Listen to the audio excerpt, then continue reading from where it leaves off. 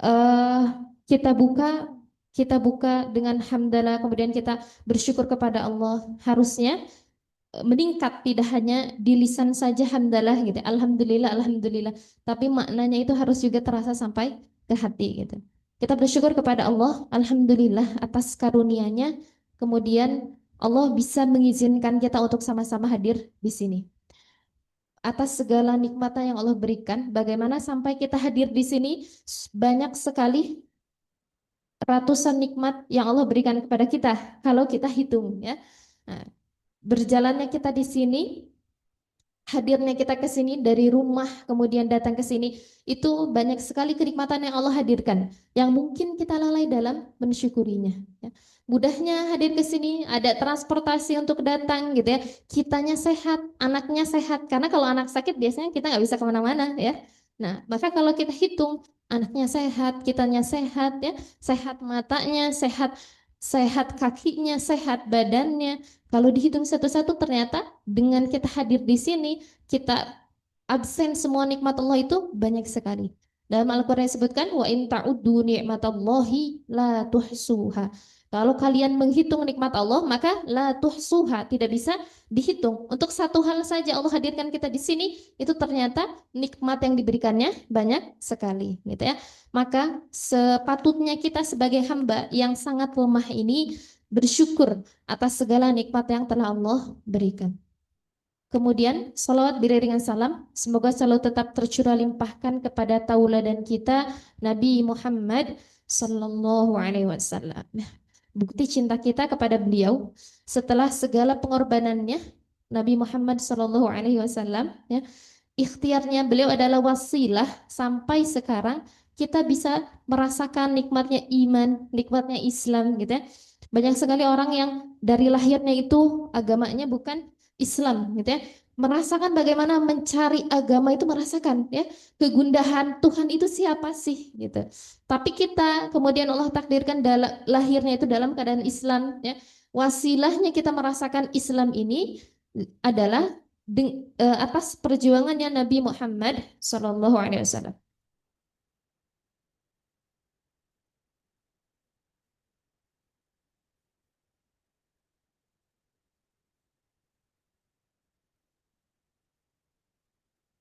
Ya, maka wasilahnya atas perjuangan beliau Shallallahu Alaihi Wasallam. Kalau kita baca tentang kisahnya, bagaimana sampai dilempari oleh batu, berdarah-darah kakinya. Kemudian ketika sedang sholat di Ka'bah ketika itu, di depan Ka'bah, beliau pernah disimpan kotoran di atas kepalanya.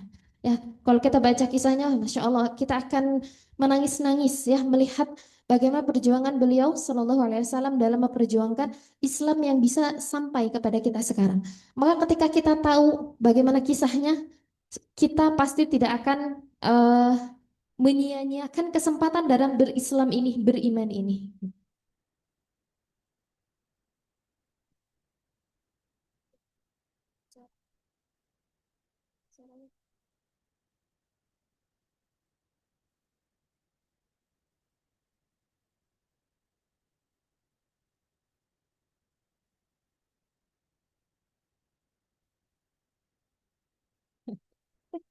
Ya, nah maka salah satu bentuk cinta kita, ya kita kan tidak bertemu dengan beliau Shallallahu Alaihi Wasallam. Salah satu bentuk cinta kita adalah dengan mengikuti sunnahnya, kemudian juga bersolawat kepada beliau Shallallahu Alaihi Wasallam. Kapan? Yaitu setiap namanya disebutkan atau mendengar nama beliau disebutkan. Ya, maka ketika mendengar, membaca atau menyebutkan, di bersolawat setelah namanya Nabi Muhammad Sallallahu Alaihi Wasallam.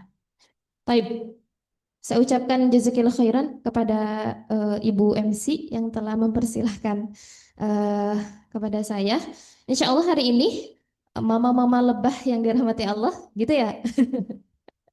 Ya, Insya Allah hari ini kita sesuai tema yang sudah disampaikan oleh MC, yaitu, nah, doa ibu agar kita selalu bersama sampai jannahnya. Ya, ikhtiar ini membahas tema ini adalah tentang bagaimana kemudian kita merasakan ya kasih sayang fitrahnya ibu kepada anak itu ada kasih sayang kalau selama di dunia itu kita melindungi anak kita ya. Misalkan lagi nggak boleh makan es gitu karena takutnya nanti batuk, nggak boleh makan es biar takutnya nanti flu dan sebagainya gitu. Nah, kalau di dunia saja kita sebegitunya melindungi anak kita ya, maka tidak akan sampai hati nanti di akhirat kita melihat anak kita harus di neraka, gitu ya. Maka ikhtiar ini pembahasan ini tentang bagaimana kemudian berikhtiar dari diri kita sendiri dan juga anak kita agar kemudian sama-sama selamat nanti ketika di akhirat yaitu memasuki surga ya. Nah, kalau di dunia hal yang sekecil itu pun ya, apalagi kalau anak mendekati bahaya, main api dan sebagainya kan langsung diselamatin ya. Dengan segala hal kita memperjuangkan agar anak itu selamat gitu.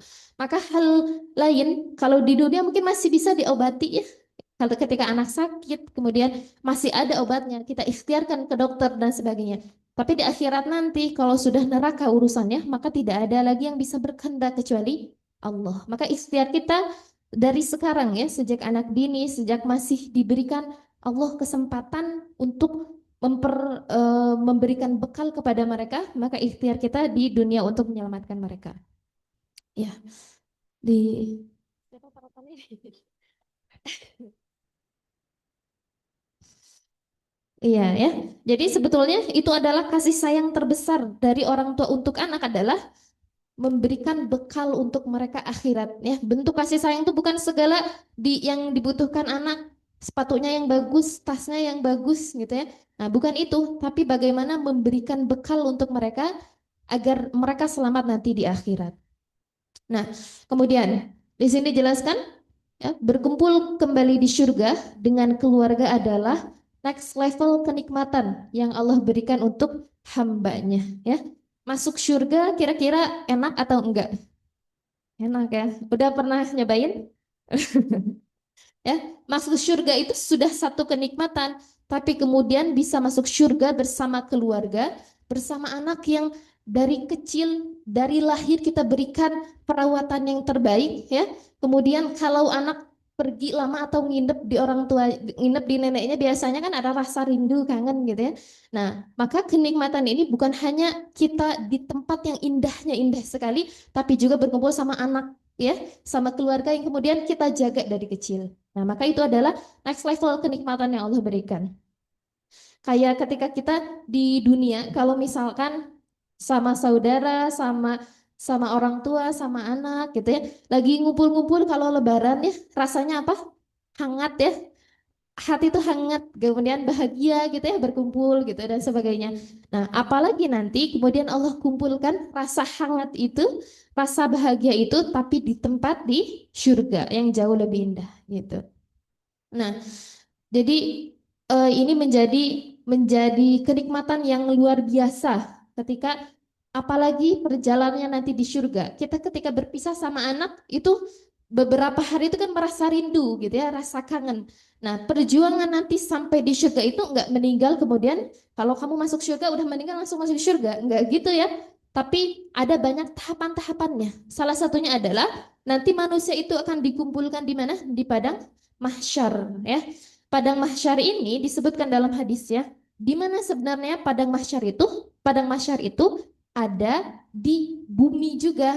Cuman ketika itu padang mahsyar itu bumi diratakan, semua gunung-gunung diratakan sampai bumi ini tidak ada lagi gunung-gunung dan sebagainya. Nah, kemudian dibariskanlah semua manusia dari yang pertama kali lahir, orang pertama sampai orang terakhir yang pernah hidup di dunia ini maka dibariskan oleh Allah ya. Ini dalilnya ada di Quran di surah Al-Kahfi ya, boleh dibuka Al-Qur'annya. Buka surat Al-Kahfi ayat 45.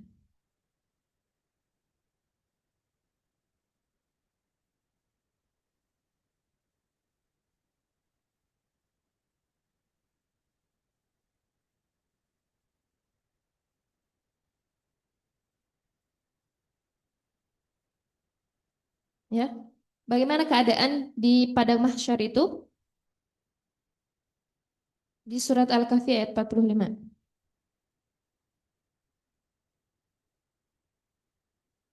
Sudah dibuka ya maknanya. Dari ayat 45, A'udzu billahi minasy syaithanir rajim. واضرب لهم مثل الحياة الدنيا كماء إن أنزلناه من السماء فاختلط به نبات الأرض فأصبح هشيما تذروه الرياح وكان الله على كل شيء مقتدر.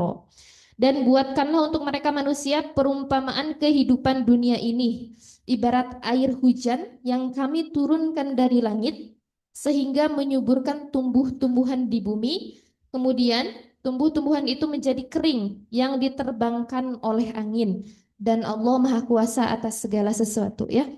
Dari ayat 45 ini Allah menjelaskan dulu bahwa perumpamaan kehidupan di dunia ini seperti air yang kami turunkan dari langit kemudian menumbuhkan tumbuhannya secara subur. Harta yang kita kumpulkan, ya, dikumpulkan banyak sekali. Ini perumpamaan kehidupan di dunia. Kemudian harta yang kita kumpulkan itu, ketik dunia yang kita cari itu, kemudian tumbuhan-tumbuhan itu menjadi kering yang diterbakar oleh angin. Artinya apa? Harta dunia, jika tujuan kita adalah dunia, yang dikumpul-kumpulkan selama di dunia ini, itu tidak ada artinya di mata Allah, gitu ya. Seperti akan bisa hilang begitu saja. Kemudian ayat 46-nya, harta dan anak-anak adalah perhiasan kehidupan dunia.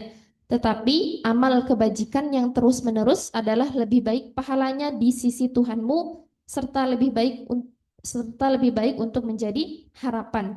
Jadi yang kita kumpulkan, yang kita lakukan di dunia ini, yang menjadi harapan kita, yang menjadi harta terbesar kita, bukan harta yang ada di dunia, uang dan sebagainya, tapi apa yang disebutkan dalam surat Al-Kahfi ini, yaitu tawaban khairun amala, yaitu adalah amal-amal kebaikan yang kita lakukan. Kemudian, wa yauma nusayyirul jibal. Nah, ini dia. Dan ingatlah pada hari ketika kami perjalankan gunung-gunung dan engkau akan melihat bumi itu rata dan kami kumpulkan mereka seluruh manusia dan tidak kami tinggalkan seorang pun dari mereka. Ini kondisi ketika di padang mahsyar, ya. Diratakan gunung-gunung semuanya. Jadi kalau ditanya di mana padang mahsyar itu, kapan di mana terjadinya, yaitu di bumi itu sendiri. Tapi dalam keadaan ketika itu bumi sudah diratakan, gitu. Dan tidak kami tinggalkan seorang pun dari mereka. Dari orang yang pertama hidup di dunia sampai orang terakhir yang hidup di dunia, semuanya akan dibangkitkan. Semuanya akan dibangkitkan dan dikumpulkan di padang mahsyar. Kemudian pada ayat 48 ya, wa'uridu ala rabbika saffa. Dan mereka akan dibawa ke hadapan Tuhanmu dengan berbaris, ya. Maka seluruh umat manusia itu kondisinya di padang mahsyar adalah dibariskan dari eh, semuanya bersaf-saf, ya. Di sini wa'uridu ala rabbika saffa. Jadi barisannya itu runtut dari awal, berbaris, berbaris, berbaris, ya. Disebutkan dalam hadisnya bahwa itu menunggu bagaimana putusan apa yang akan Allah berikan kepada kita. Barisan yang paling depan adalah barisan yang paling banyak amalnya, ya. Disebutkan baris paling depan sampai baris paling belakang, lama menunggunya adalah 50.000 tahun, ya. Segimana 50.000 tahun? Banyak sekali, tidak terbayang sepertinya, ya, lamanya gitu. Lamanya ada 50.000 tahun. Nah, otomatis yang paling depan, yang paling lebih dulu dihisabnya, gitu. Nah, siapa yang paling depan? Yaitu orang yang paling banyak amalnya. Amal kebaikannya paling banyak, maka lebih depan. Amal kebaikannya lebih sedikit, maka paling belakang, menunggu 50.000 tahun. Nah, jangan dibayangkan menunggunya bisa sambil duduk ngopi gitu, ya. Enggak, tapi menunggunya itu selama 50.000 tahun itu dalam keadaan seperti matahari itu hanya 7 jengkal di atas kepala kita. Rasulullah SAW menyampaikan kepada Aisyah radhiyallahu anha, sesungguhnya pada hari itu kondisi manusia itu dalam keadaan telanjang dan tidak beralas kaki. Kemudian Aisyah radhiyallahu anha bertanya, wahai Rasulullah, apakah manusia tidak akan saling melihat? Ya, kondisinya sekarang kalau ada yang telanjang, manusia ada yang telanjang udah viral gitu kan. Nah, ketika di padang mahsyar itu menunggu 50.000 tahun itu dalam kondisi telanjang dan tidak beralas kaki. Kemudian kata Rasulullah SAW, Sesungguhnya keadaan ketika itu sungguh jauh lebih penting daripada melihat orang yang tidak berbusana. Gitu. Kenapa? Karena setiap manusia khawatir tentang bagaimana nasibnya setelah itu. Ternyata yang pernah diceritakan di dunia bahwa ada hari pembalasan itu sudah benar-benar terjadi hari itu. Semua semua manusia ketika itu khawatir, saya akan masuk surga atau masuk neraka, gitu. Ya, apalagi yang paling belakang menunggunya lebih lama, 50.000 tahun, terus berdiri dan menunggu hisabnya, menunggu nasibnya akan kemana. Nah, maka dibariskannya secara bersoft-soft. Laqad ji'tumuna kama khalaqnakum awwala marrah, kata Allah, sesungguhnya kamu datang kepada kami sebagaimana kami menciptakan kamu pada pertama kali. Maksudnya apa tadi? Ketika kita dilahirkan nggak pakai baju ya. Nah, maka dikumpulkan ketika itu pun sebagaimana diciptakan pertama kali. Bal za'amtum allan naj'ala lakum mau'idah.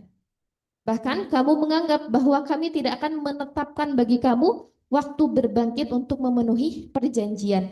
Banyak orang-orang yang tidak percaya adanya surga dan neraka, adanya hari pembalasan. Nah, maka ketika itu semua akan terbelalak bahwa semua yang pernah diobrolkan itu, yang pernah disampaikan ketika di dunia benar-benar terjadi. Nah, Wawudi'al kitab fataral mujrimin, dan diletakkanlah kitab catatan aman, lalu engkau akan melihat orang yang berdosa merasa ketakutan terhadap apa yang tertulis di dalamnya. Dan mereka berkata, betapa celaka kami, kitab apakah ini? Tidak ada yang tertinggal, yang kecil, yang besar, melainkan tercatat semuanya.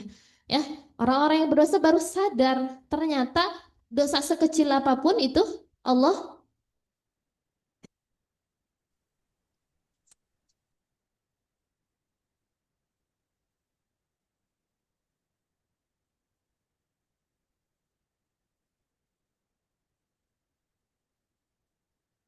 Ya, dosa sekecil apapun itu akan dicatat oleh Allah. Nah, maka itu hanya sepenggal bagaimana kondisi di padang mahsyar, ya. Akan sangat mengharukan, akan sangat membahagiakan sekali ketika kemudian setelah melewati semua macam tahapan-tahapan setelah manusia meninggal, ya.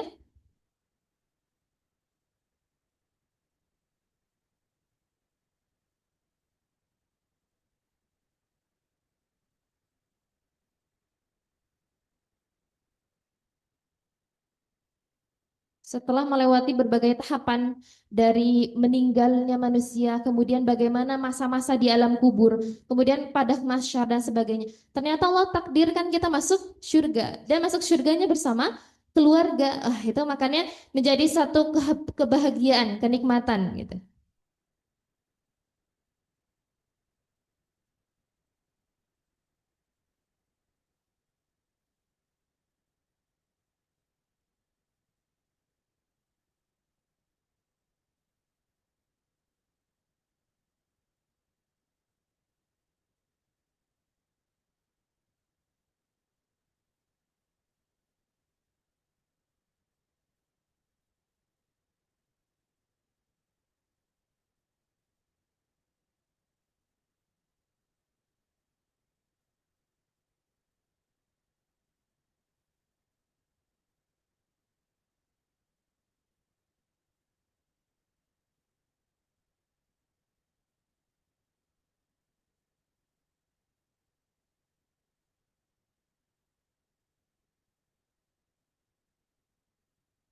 Nah, gitu ya. Nah, maka ini akan menjadi nikmat yang besar sekali ya, bahwa dikumpulkan setelah perjalanan yang panjang ya. Bukan hanya meninggal masuk surga kumpul, nggak sesimpel itu, tapi setelah perjalanan yang panjang sekali.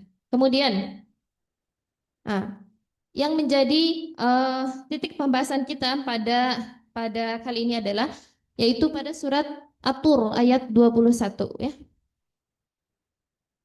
Yaitu walladzina amanu wattaba'athum dzurriyyatuhum biiman alhaqna bihim dzurriyyatahum wama alatnahum min amalihim min syai' kullu imri'in bima kasaba rahin, ya. Nah, yang menjadi pembahasan kita adalah agar berkumpul lagi bersama anak, berkumpul lagi bersama keluarga, yaitu disebutkan dalam surat At-Tur. Walladzina amanu, yaitu orang-orang yang beriman, ya. Berarti orang tua yang beriman, jika disebutkan dalam Al-Qur'an amanu, berarti itu maksudnya adalah beriman dan beramal solih, ya, bukan hanya beriman saja.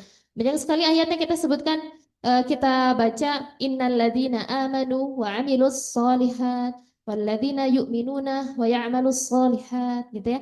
Nah, begitupun ketika disebutkan amanu berarti itu juga beramal solih. Walladzina amanu, dan orang-orang yang beriman dan beramal solih, wattaba'athum dzurriyyatuhum, dan juga diikuti oleh anak keturunan mereka, anak cucu mereka biiman, ya. Berarti yang mengikutinya anak cucu ini juga harus beriman dan beramal solih. Alhaqna bihim dzurriyyatahum, akan kami ikutkan mereka, wa ma alatnahum min amalihim min syai', ya, dan kami tidak mengurangi sedikit pun pahala amal kebajikan mereka. Kullu mri'in bima kasaba rahin.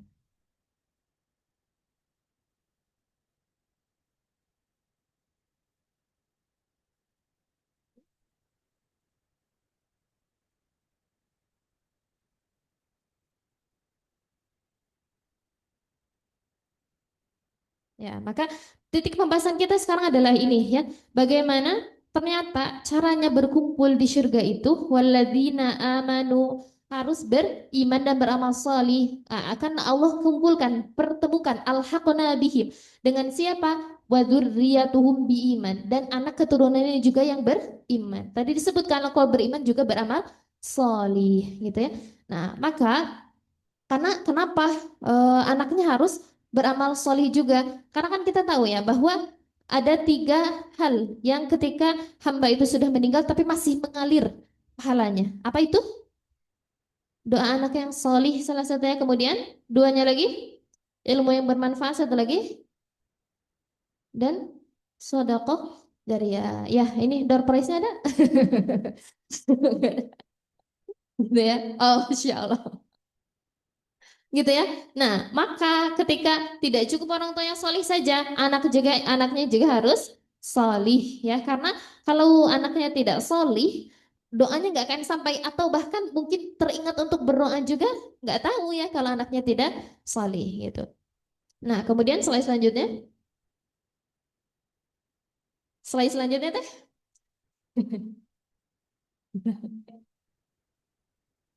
Hmm. Ya, ya. Jadi dari hal tadi kita tahu bahwa ada dua hal yang menjadi concern kita dalam pembahasan kali ini, yaitu orang tua yang beriman dan beramal solih menjadi syarat masuk surga, ya. Kemudian solih dan tidaknya orang, iya, solih dan tidaknya orang tua akan berdampak pada kehidupan.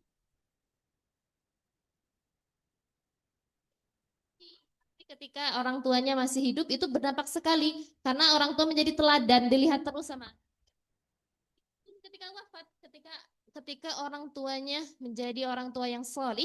Kita tahu dalam dalam surat Al-Kahfi, ya, nah, ketika Nabi Khidir, ya, kemudian berjalan-jalan, iya, Salihah. Iya.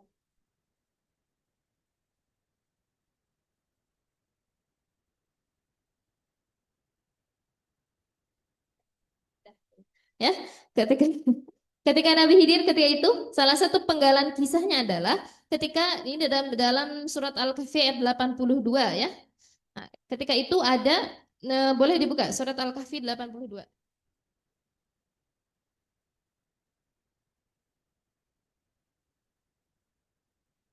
Wa ammal jidaru, dan adapun dinding rumah itu adalah milik dua anak yatim di kota itu, yang di bawahnya tersimpan harta bagi mereka berdua, dan ayahnya seorang yang solih, ya. Di situ ada bahwa ayahnya itu adalah seorang yang solih. Kemudian ketika kita meninggalkan anak-anak kita sudah berikhtiar dalam keimanan, keimanan orang tuanya, keimanan anaknya, karena kan aja nggak ada yang tahu, ya, tiba-tiba kita meninggalkan anak kita. Nah, maka ketika kita beriman, anak kita beriman, Allah akan jaga kehidupan anak tersebut. Contohnya seperti kisahnya pada surat Al-Kahfi ini, ya. Allah jaga hartanya bagi anak tersebut, ya.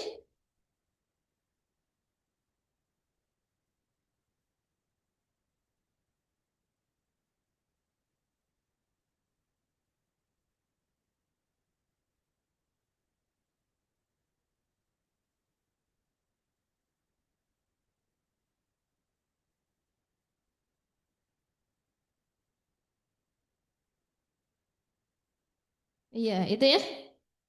Sampai mana tadi? Ya, itu yang pertama orang tua yang harus beriman dan beramal solih. Kemudian yang kedua, anak yang beriman dan beramal solih. Ikhtiar membangun keimanan dan rangkaian amalan solih anak sejak dini. Jadi dua hal yang harus kita lakukan ini, yang akan kita bahas yaitu bagaimana keimanan orang tua dan juga bagaimana keimanan anaknya. Kemudian yang selanjutnya,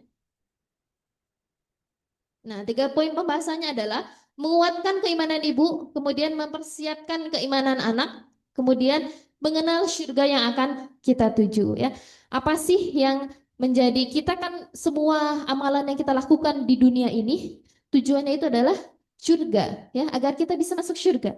Nah, tapi surga itu apa sebetulnya gitu ya. Saya sebelum membahas ke poin satu dan 2, saya mau membahas poin 3 dulu ya, agar jadi pemicu buat kita agar kita juga kenalan dulu surga yang selama ini kita mati-matian untuk menujunya, mati-matian untuk mendapatkannya itu adalah apa ya?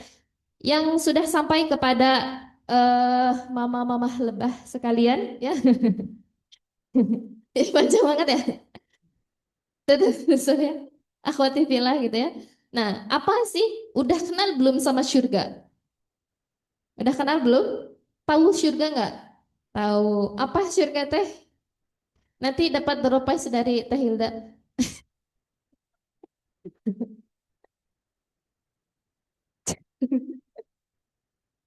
Tujuan akhir ya. Nih, kayak misalkan gini, apa namanya? Ketika kita ada satu perlombaan, kemudian dikasih tahu hadiahnya itu adalah mobil, misal gitu ya. Nah, akan sama perjuangannya atau tidak ketika dikasih tahu hadiahnya mobil, sama ketika dikasih tahu bahwa hadiahnya itu mobil, terus gagang pintu apa itu namanya? Gagang pintunya itu dari emas ya. Mobilnya itu dalamnya itu seperti ini, detailnya itu seperti ini. Lebih akan berjuang yang mana? Yang ke satu atau yang kedua? Yang kedua ya, karena kita tahu spesifik apa yang kita tuju. Sama mobil, oh iya, ternyata mobil angkot, mobil dolar kan nggak tahu ya. Nah, ketika sama bedanya ketika disebutkan spesifiknya seperti apa. Nah, makanya kita akan berkenalan dulu dengan surga atau membahas sedikit ya. Ini ketika saya membuat materi ini, wah ini terlalu terlalu banyak sekali gitu ya. Ternyata keindahan-keindahan yang harus disampaikan gitu. Tapi saya rangkum hanya beberapanya saja. Nah, ya, maka eh, surga yang selanjutnya teh. Yang pertama, surga sudah ada sekarang. Ya, jadi ketika kita hidup sekarang, surga itu sudah ada, sudah Allah ciptakan. Gitu. Dalilnya apa? Ketika itu Nabi Muhammad SAW ketika Isra Mi'raj, ketika dalam perjalanan Isra Mi'raj, kemudian sampai di Sidratul Muntaha. Sidratul Muntaha itu adalah Sidratul Muntaha itu adalah langit paling atas yang manusia bisa mencapai hanya sampai situ. Kalau lebih dari itu nggak bisa dicapai oleh manusia. Nah, ketika peristiwa Isra Mi'raj kemudian sampai di Sidratul Muntaha, Nabi Muhammad SAW bersabda, di samping Sidratul Muntaha itu aku melihat surga. Gitu, kata Nabi Muhammad SAW. Itu menjadi dalil, berarti dari zaman Nabi Muhammad SAW sampai sekarang surga itu sudah ada, ya. Begitu juga dalil selanjutnya adalah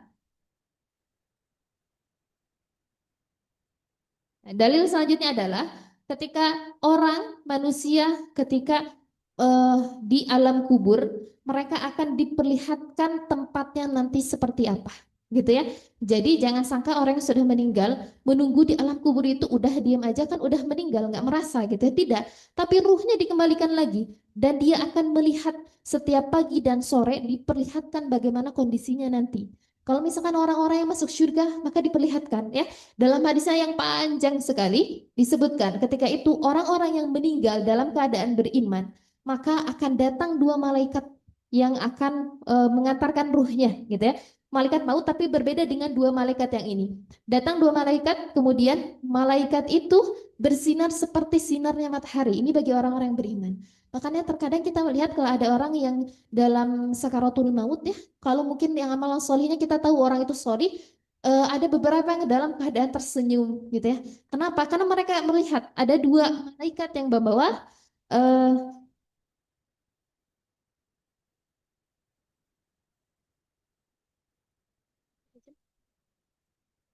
Ya. Nah, karena mereka melihat dua malaikat itu bersinar seperti sinarnya matahari dan membawa kain kafan dari sutera. Ini bagi orang-orang yang beriman. Dibawakan kain kafan dari sutera dan juga wangian, wanginya yang wangi sekali, ya. Kemudian dikeluarkan ruhnya dari badannya itu seperti dalam hadisnya disebutkan seperti keluarnya air dari ember. Jadi mengalir gitu ya, mudah, mengalir mudah. Kemudian dibawa ruhnya sampai ke atas ya, ketika di langit dunia para bertemu dengan malaikat yang lainnya bertanya, siapakah ruh yang sangat wangi ini? Kemudian dijawab oleh malaikat yang membawa ruhnya, ini adalah Fulanah binti Fulan, gitu ya. Disebutkan nama yang paling indah, panggilan yang paling indah ketika dia di dunia. Kita kan nama kita ini kadang ada panggilan yang kita senang dipanggil dengan apa nama tersebut, gitu ya. Nah, maka itu nanti oleh malaikat dikenalkan dengan nama yang indah tersebut. Kemudian sampai kepada Allah. Nah, kemudian kata Allah berfirman kepada malaikat yang bawa ruh orang-orang yang beriman ini, simpanlah simpanlah catatan amalnya itu di Illiyin. Illiyin itu satu tempat untuk menyimpan amal buku catatan amal kebaikan orang-orang yang beriman. Dikembalikan lagi ruhnya ke dalam jasadnya, yaitu ketika setelah di alam kubur. Ya, ketika sudah sampai di alam kubur, kemudian ditanyai empat hal yang manusia akan ditanyai nanti. Semua manusia akan ditanyai ketika di alam kubur. Apa saja? Siapa Tuhanmu? Kemudian apa agamamu? Kemudian siapa nabimu? Satu lagi, apa kitamu? Masya Allah. Door semua teh. Jadi langsung dari malaikat. Maka empat hal itu akan ditanyakan. Ketika dengan mudah menjawabnya, kemudian dilapangkan ya, maksud dari dilapangkannya alam kubur, kuburan kita tuh semoga diluaskan itu apa? Nah, dibuat eh, kuburannya itu luas seluas mata memandang ya. Maka kalau kita lihat sekarang sempit ya, ketika di dunia cukup cukup satu jasad saja, tapi jika itu adalah jasadnya orang yang beriman, diluaskan kuburnya seluas mata memandang. Maka setiap pagi dan sore diperlihatkan, ini nanti tempat kamu di surga seperti ini. Ini nanti tempat kamu di surga seperti ini. Setiap hari sampai nanti hari kiamat. Ya, maka doanya orang-orang mukmin yang ketika meninggal dalam keadaan tersebut, ya Allah segerakanlah hari kiamat agar aku bisa bertemu dengan keluargaku. Gitu. Begitu juga doa ketika dikubur tuh memintanya tuh masuk surga minta sama ketemu sama keluarga. Kenapa? Karena itu kenikmatan kita di dunia ya. Gak apa-apa, gak ada yang penting kumpul gitu. Permintaan orang-orang mukmin ketika di alam kubur pun seperti itu. Ya Allah segerakanlah kiamat agar aku bisa bertemu dengan keluargaku. Ya, tapi begitu sebaliknya orang-orang yang kafir, orang-orang yang banyak dosanya, ketika keluarnya jasad dari tubuhnya itu seperti dalam hadisnya disebutkan seperti kayu yang banyak durinya keluar dari kemudian apa namanya dibungkus oleh kain yang basah ya, kayu yang banyak durinya dibungkus oleh kain basah, ngeluarin kayunya susah nggak? Susah ya, kain basahnya pasti kan nempel-nempel, nggak seperti keluarnya air dari ember. Nah begitulah, jadi ditarik ruhnya dari jasadnya, makanya kesakitan dan sebagainya, perumpamaannya seperti itu ya. Dan jasad ini atau ruhnya, ruh yang dibawa ke langitnya itu nanti akan berbau busuk ketika bertemu dengan malaikat yang berada di langit dunia. Siapakah ruh yang sangat bau ini? Kemudian disebutkan oleh malaikat yang membawanya tadi, ini adalah Fulan bin Fulan. Disebutkan nama terburuk yang pernah dia dapatkan selama di dunia. Kemudian kata Allah, maka ketika sampai kepada Allah, simpanlah catatan amal keburukannya ini. Kalau tadi namanya iliyin, ini namanya sijin. Ya, dalilnya ada di surat Al-Mutaffifin, bisa dilihat. Ya, kalau tadi namanya alien, si jin, di mana tempatnya si jin ini? Di keraknya bumi. Nah, kemudian setelah sampai di sana, maka lemparkanlah ruhnya ini ke jasadnya. Bukan diantarkan seperti yang tadi, tapi dilemparkan. Nah, disebutkan dalam tafsirnya itu, dilemparkan itu adalah seperti jatuhnya burung dari atas langit ke bawah kemudian dimakan elang gitu. Kemudian dimakan pemangsanya. Jadi dari atas dijatuhkan langsung ke jasadnya, bukan diantarkan seperti yang tadi. Bisa merasakan sakit nggak? Merasakan sakitnya gitu ya. Nah, kemudian sampai di dalam jasadnya ketika di alam kubur ditanya empat hal tadi, tapi tidak bisa menjawabnya, maka disempitkanlah kuburannya. Sempitnya kuburan ini, kalau tadi luasnya seluas apa? Iya, seluas mata memandang, luas sekali. Kemudian kalau yang banyak berdosa ini, maka disempitkan kuburnya sampai tulang rusuknya itu apa? Satu sama lain menyatu. Tulang rusuknya itu saling menyatu. Kenapa? Karena sempit sekali, dihipit gitu ya. Itu makna dari sempitnya alam kubur gitu. Dan diperlihatkan kepada dia bagaimana kondisinya dia nanti di neraka. Setiap pagi dan sore sampai nanti datangnya hari kiamat. Nah, gitu nanti ketika setelah hari kiamat kondisi kamu segini, kondisi kamu seperti ini, di neraka seperti ini, di neraka seperti ini, gitu ya. Nah, karena kalau kita membahas tentang bagaimana di neraka, orang dimasukkan di neraka itu banyak sekali dalam dalilnya diseret di atas wajahnya kemudian dilemparkan ke dalam neraka. Maka itu diperlihatkan setiap pagi sore gitu sampai orang-orang yang berdosa ini berdoa ya Allah semoga kiamat nggak pernah semoga hari akhir itu nggak ada, semoga nggak terjadi. Kenapa? Karena takut dengan siksaannya tadi gitu ya. Nah, ini menjadi dalil ya. Jangan harap ketika ujian-ujian selama di dunia, kemudian udahlah saya mau mati aja. Nah, jangan sangka gitu. Jangan sangka kehidupan setelah mati itu akan lebih mudah gitu. Tidak, justru bagi orang-orang yang beriman itu akan menjadi keindahan, tapi bagi orang-orang yang banyak berdosa itu akan jauh lebih buruk daripada kehidupannya ketika di dunia. Nah, ini hal tadi, kisah panjang tadi menjadi dalil bahwa neraka dan surga itu sudah ada dari zaman dulu. Bahkan orang yang ketika sekarang di alam kubur, maka diperlihatkan tuh bagaimana kondisinya di surga atau bagaimana kondisinya di neraka ya. Makanya makanya eh, ketika kita melihat yang meninggal itu sambil tersenyum gitu ya, karena mereka melihat bagaimana tadi malaikat yang berdua itu membawa kain kafan dan kasturi. Baik, kemudian yang sana teh. Ya. Tadi yang baru pertama ya, yaitu surga itu sudah ada sekarang. Yang selanjutnya, di surga itu ada 8 pintu ya. Jadi satu apa ya? Satu surga ya nanti sebutkan ada berapa jumlah surga. Satu surga itu ada 8 pintu. Jarak antara pintunya satu pintu dengan satu pintu yang lain itu adalah seperti perjalanan 40 tahun. Seperti perjalanan berapa? 40 tahun. Jadi ini adalah surga, satu surga. Dari satu pintu ke satu pintu adalah seperti jarak perjalanan 40 tahun. Nah, dan pintu ketika disebutkan pintu-pintu surga, pintu ini benar-benar ada wujudnya. Rasulullah SAW ketika masuk ke surga itu memegang daun pintu ya, gagang pintunya itu. Dalam hadisnya disebutkan aku memegangnya dan memutarnya. Jadi bentuknya seperti itu, yang bisa dipegang dan diputar. Ya, dan wujudnya betul-betul ada yang bisa disentuh. Kemudian, poin selanjutnya adalah surga itu banyak tingkatannya ya. Dalam Al-Qur'an banyak sekali kami menaikkan beberapa derajat bagi orang yang menuntut ilmu. Banyak sekali disebutkan derajat-derajat gitu ya. Ini menjadi dalil bahwa satu surga itu tingkatannya itu ada banyak ya. Surganya satu tapi tingkatannya banyak. Dalam dalil hadis tentang keutamaan membaca Al-Qur'an. Apa teh? Ya, yuqalu li sahibil Qur'an, dikatakan kepada ahlul Qur'an, iqra wartaqi warattil kama kunta turattilu fid dunya. Maka bacalah, wartaqi dan naiklah, warattil dan bacakanlah dengan tartil. Kama kunta turattilu fid dunya, sebagaimana kamu mentartilkan selama di dunia.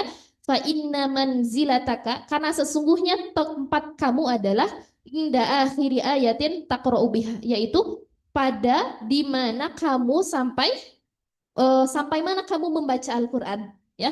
Jadi ketika kita masuk surga, derajatnya itu bisa tinggi, bukan hanya pada surga yang dasarnya, tapi bisa juga mencapai derajat-derajat yang tinggi dengan apa? Dengan tadi ketika ahlul Quran bacalah ya, karena bacaannya juga harus ada syaratnya tadi, warotil harus tartil ya, bukan hanya banyak tapi juga harus tartil. Maka tujuannya ya dari kita ketika belajar tahsin itu harus tartil.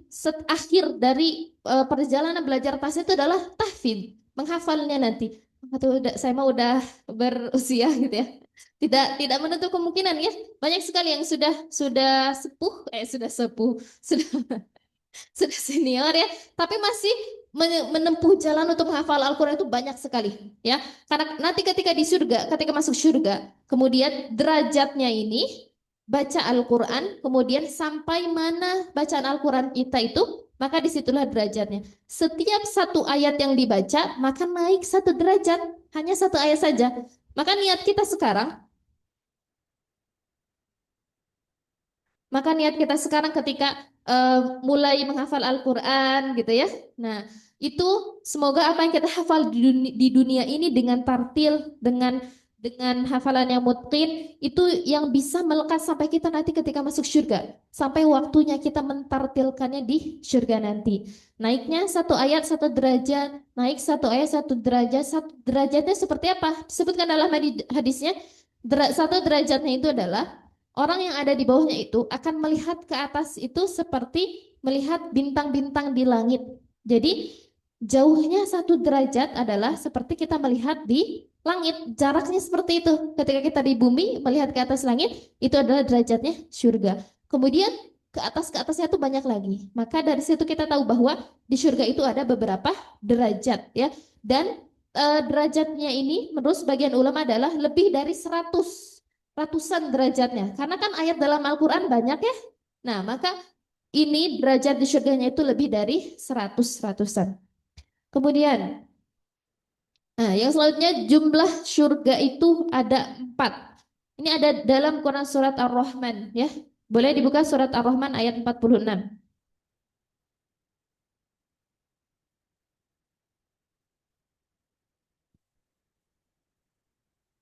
Surat keberapa Ar-Rahman?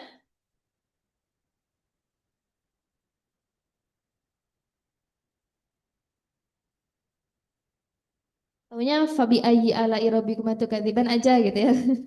Nggak apa-apa. Itu pun udah satu ayat daripada enggak ya. Surat Ar-Rahman ayat 46.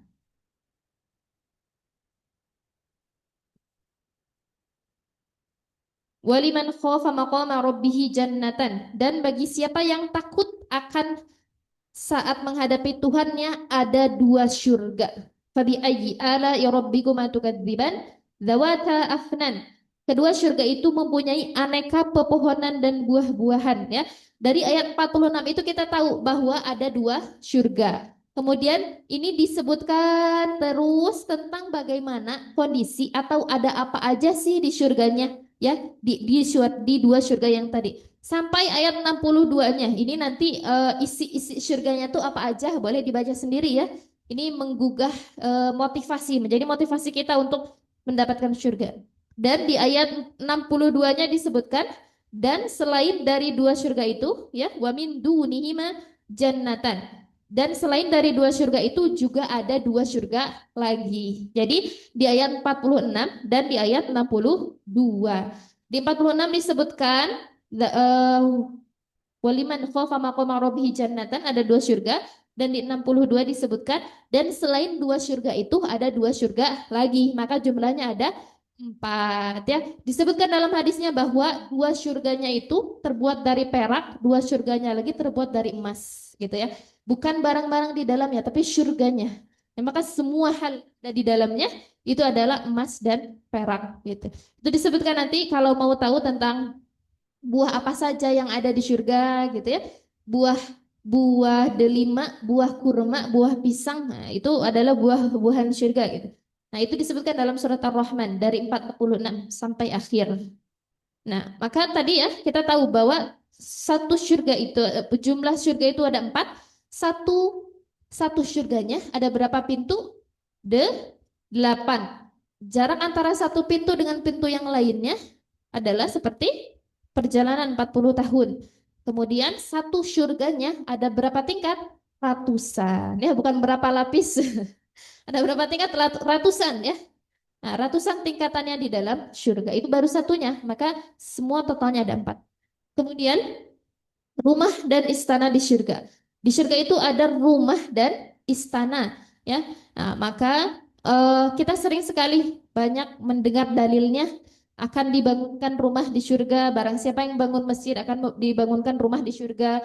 Kemudian dalil lainnya adalah ketika Jibril alaihissalam pernah bertamu kepada Rasulullah SAW dan menanyakan bahwa dan memberikan kabar bahwa Khadijah akan datang. Ya, ketika itu Khadijah lagi keluar bawa makanan untuk suaminya, Shallallahu Alaihi Wasallam.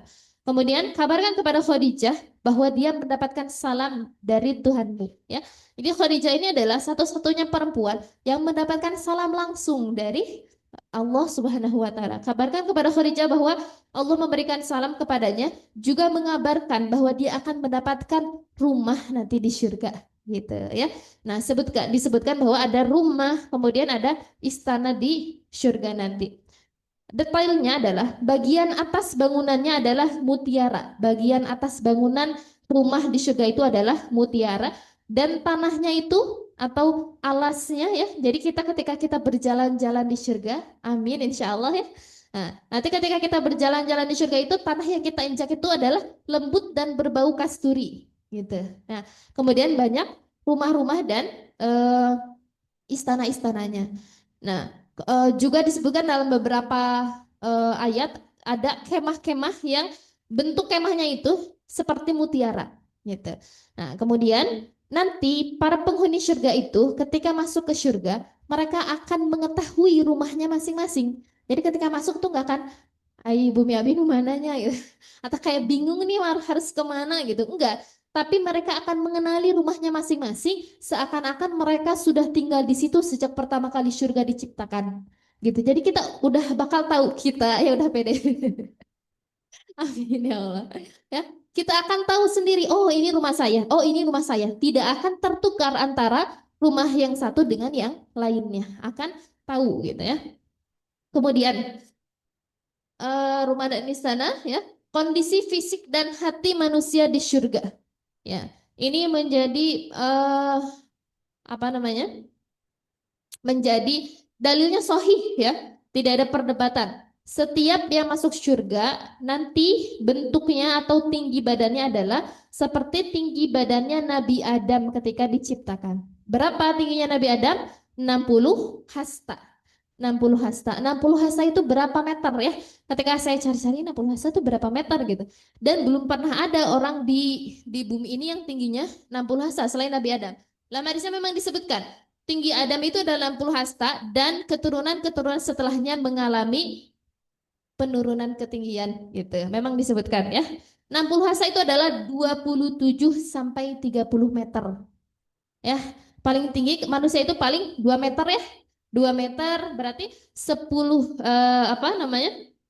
Paling paling 2 meter atau misalkan 1,7 gitu-gitu kan. Nah, 27 sampai 30 meter ini kurang lebih tingginya seperti tinggi bangunan yang 10 lantai. Nah, tinggi bangunan yang 10 lantai. Maka itu tingginya manusia ketika di surga nanti seperti itu gitu. Tapi apakah jadi raksasa gitu ya? Tidak menjadi raksasa karena semuanya seperti itu, nggak ada yang kecil lagi gitu ya. Nah, kemudian wanitanya sebaya, ya, nggak ada yang tua, nggak ada yang kecil, tapi semua wanitanya sebaya. Kemudian, jadi disebutkan dalam hadisnya bahwa ini adalah penciptaan yang paling sempurna, ya. Jadi bentuk badannya bukan seperti tubuh kita sekarang yang banyak kekurangan, gitu ya. Pengen langsing, nggak bisa langsing, gitu. Itu sudah menjadi bentuk bentuk badan yang paling sempurna ketika itu dan usia yang paling sempurna ketika itu. Kemudian tidak ada dendam ya. Nah, mereka kita ya. Kita nanti akan akur sama tetangga itu nggak ada saling suudzon dan sebagainya gitu ya. Tidak ada dendam, kemudian saling duduk di atas dipan-dipan ya, berdampingan dan sebagainya. Nah, badannya jadi kalau kita dengar kalau misalkan orang yang apa kerudungnya itu seperti punuk unta, kita sering dengar hadis itu ya. Nah, maka tidak akan mencium aroma surga. Padahal aroma surga itu tercium sebanyak sejauh 40 apa? 40 tahun gitu ya. Jarak 40 tahun. Nah, itu akan tercium bau surga. Kalau tidak mencium bau surga berarti tidak akan masuk ya. Udah dekat aja, sejarah 40 tahun aja itu sudah bisa tercium gitu. Nah, bukan hanya aroma surganya, keringat kita itu akan berbau kasturi nanti. Nah, jadi karena di surga itu tidak ada kotoran. Ketika makan yang enak-enak, itu tidak akan keluar jadi kotoran, tapi keluarnya itu lewat keringat yang berbau kasturi. Jadi badannya aja sudah harum sekali, nggak usah pakai deodoran dan sebagainya gitu ya. Jadi itu menjadi penciptaan yang paling sempurna kondisinya nanti. Tingginya, kemudian bentuk badannya, usianya, wangi dan sebagainya. Itu adalah kehidupan-kehidupan di surga. Jadi itu kurang lebih ya bagaimana ini kita membicarakan tentang hal yang akan kita tuju ini detailnya seperti apa sih? Dan masih banyak lagi ya. Kalau mau baca itu bukunya juga tidak terlalu tebal ya, cocok untuk kita memulai membaca tentang kehidupan surga. Namanya Tamasya ke Surga. Itu karya Imam Ibnu Qayyim Al-Jauziyah ya. Kalau check out di Shopee itu 30 apa 40 ribuan gitu lah. Nah, itu bisa bisa menjadi awal buat kita misalkan mau mau baca-baca buku ya. Nah, itu kan akan menarik karena kita setiap lembarnya itu pasti akan penasaran. Sayang. Shh, gitu.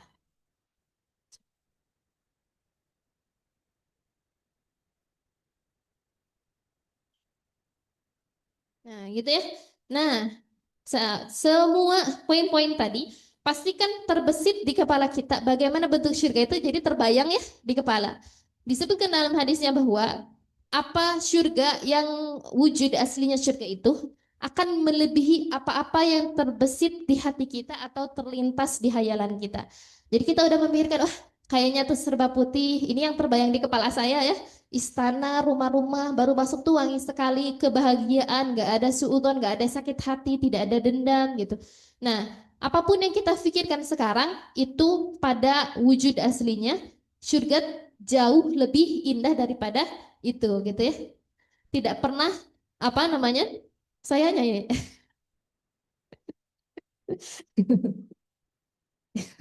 Gitu ya. Nah, maka apa? Tidak sama dengan apa yang terbesit di hati kita atau terbayang di pikiran kita itu akan jauh lebih indah, tidak pernah tergambarkan. Gitu ya. Baik, sampai sini kita ini ya, apa? Menjadi lebih termotivasi untuk mendapatkan tuh bukan hanya oh surga, oh indah enggak, tapi detailnya kita jadi tahu dan masih banyak sekali detail-detail lain yang jauh menakjubkan gitu. Baik, selanjutnya ada mana?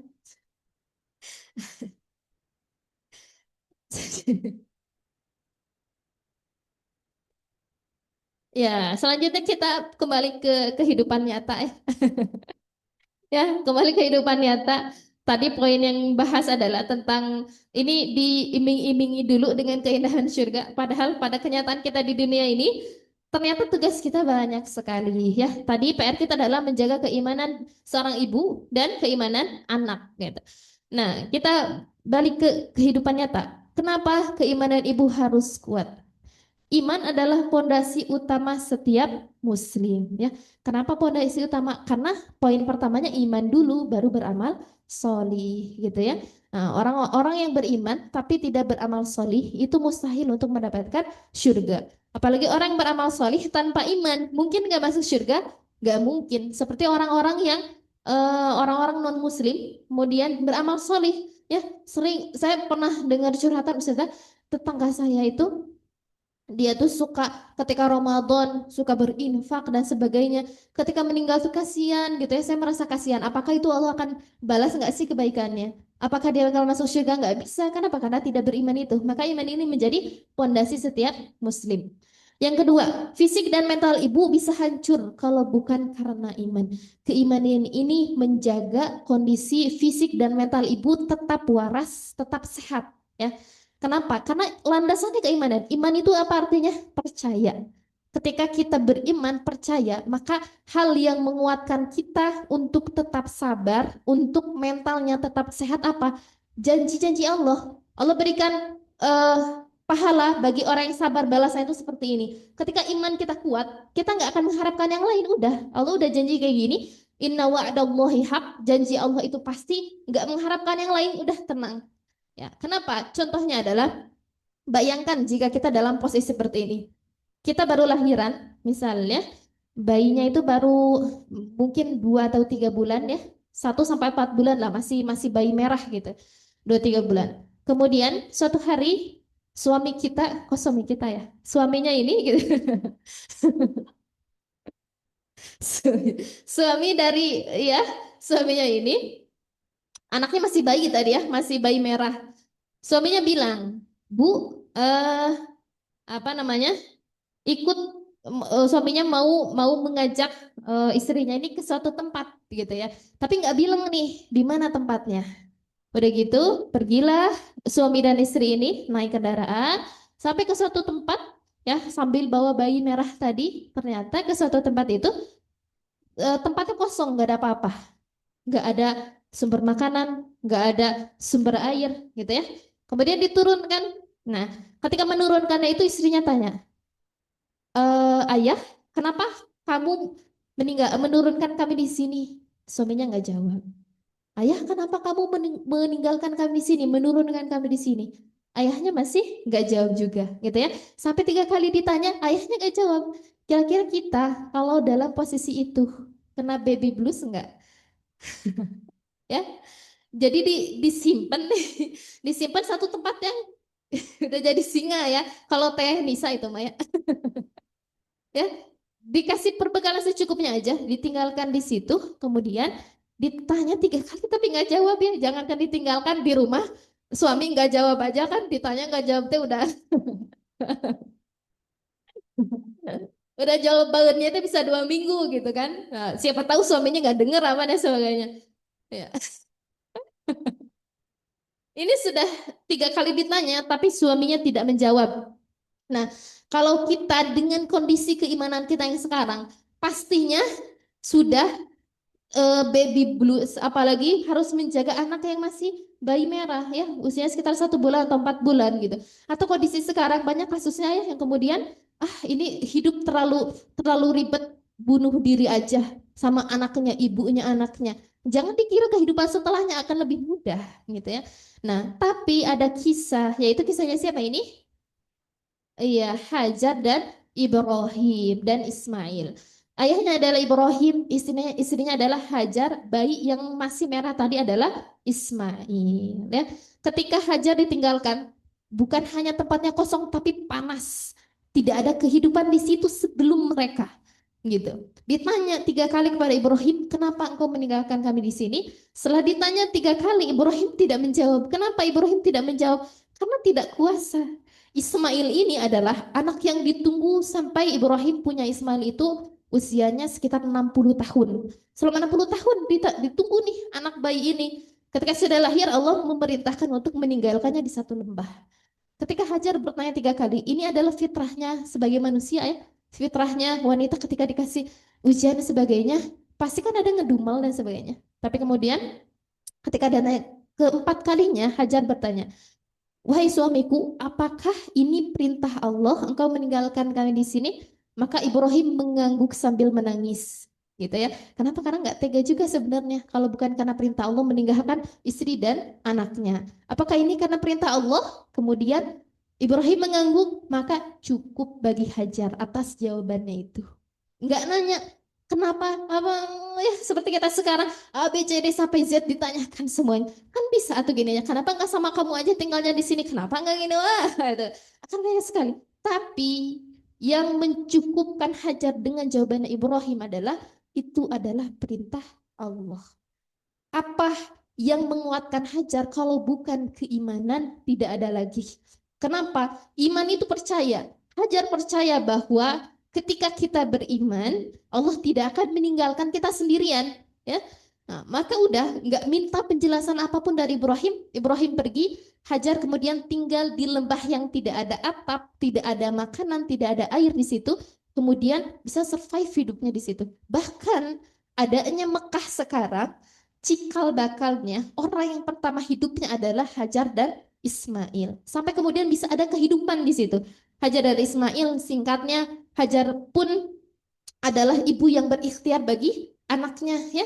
Kalau dengan keimanan yang tidak beriman kepada Allah, mungkin udahlah bunuh diri di situ aja berdua udah beres gitu. Enggak. Tapi percaya beriman kepada Allah, tahu ada hari akhir nantinya. Maka berikhtiar bagaimana memberikan anaknya nangis, bagaimana memberikan minum gitu ya. 7 kali bolak-balik dan sebagainya. Adanya air zam-zam singkatnya. Nah, ketika ada Hajar Ismail, ada air Zam-Zam, datanglah ke Hajar dan Ismail ini, singkatnya ya, namanya suku Jurhum dari Yaman. Akhirnya mereka menikah di sana. Ismail menikah dengan anaknya suku Jurhum, punya keturunan sampailah jadi suatu kota namanya Mekah, gitu ya. Itu dari mana awalnya? Dari perjuangan seorang ibu yang beriman, yang percaya atas janji Allah. Makanya kondisi fisik dan mental, ya, fisik dan mental Hajar ini sepertinya sudah ujian yang paling besar bagi mentalnya juga fisiknya, ya.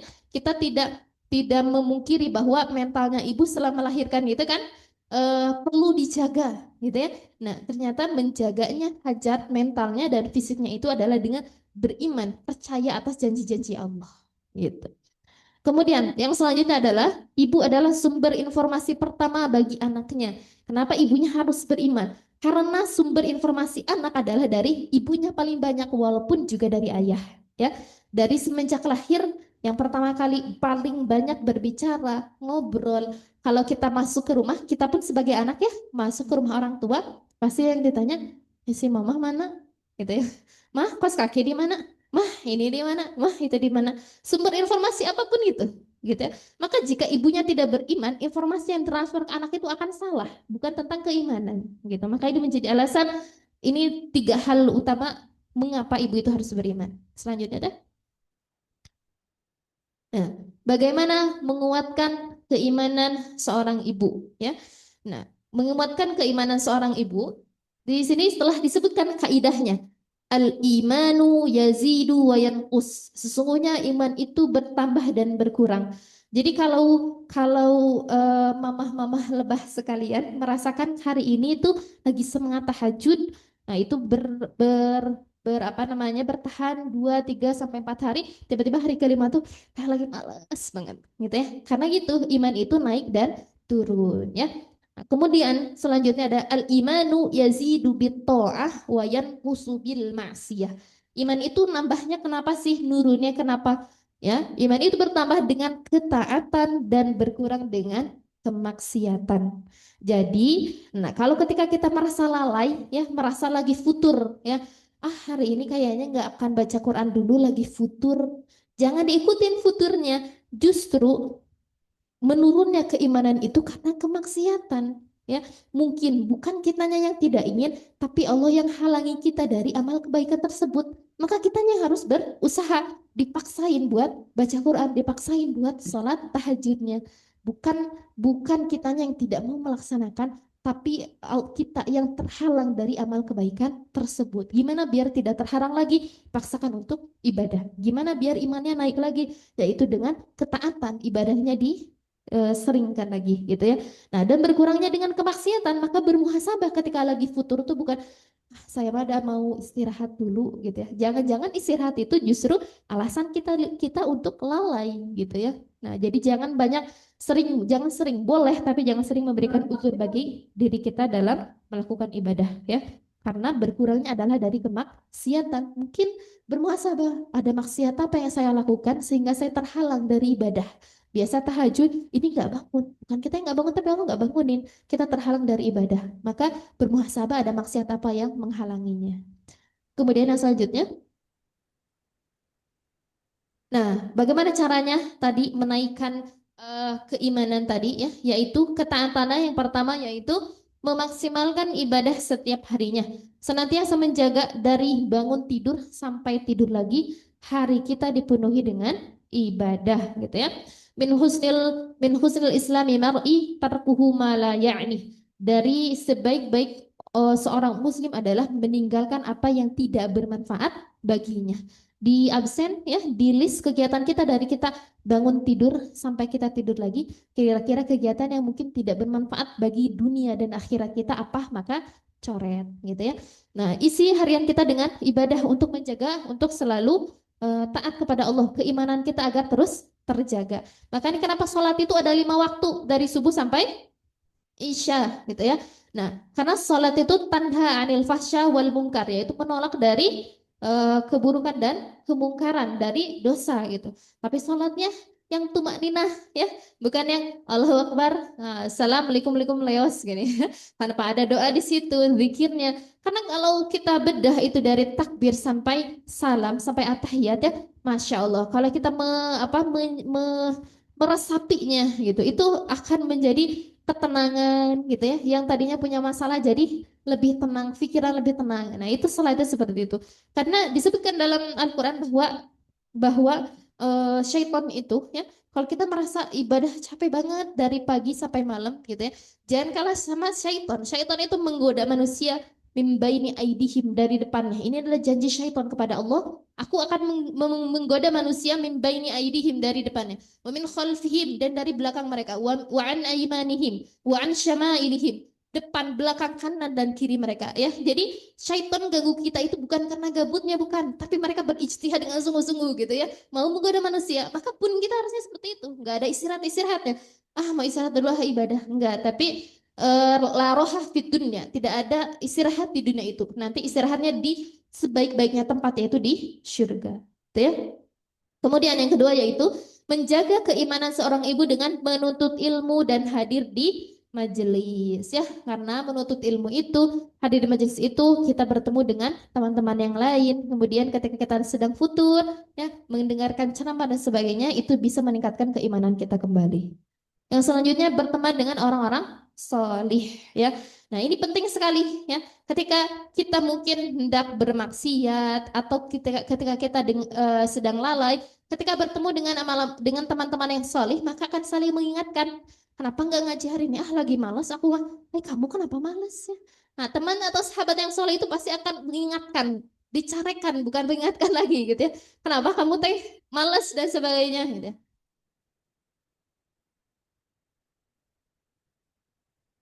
Sebelum zuhur. Baik, ya. Maka bahkan disebutkan ada 7 golongan manusia yang bisa masuk surga tanpa hisab.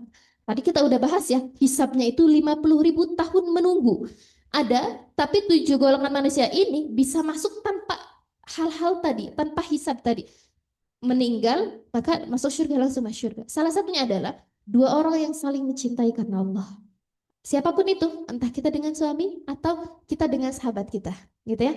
Nah, orang yang saling mencintai karena Allah itu adalah saling mengingatkan, nggak mau kalau temannya itu terjerumus ke dalam dosa.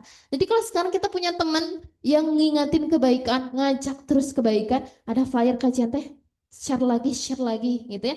Maka genggam erat tangannya, ya, jangan dilepaskan.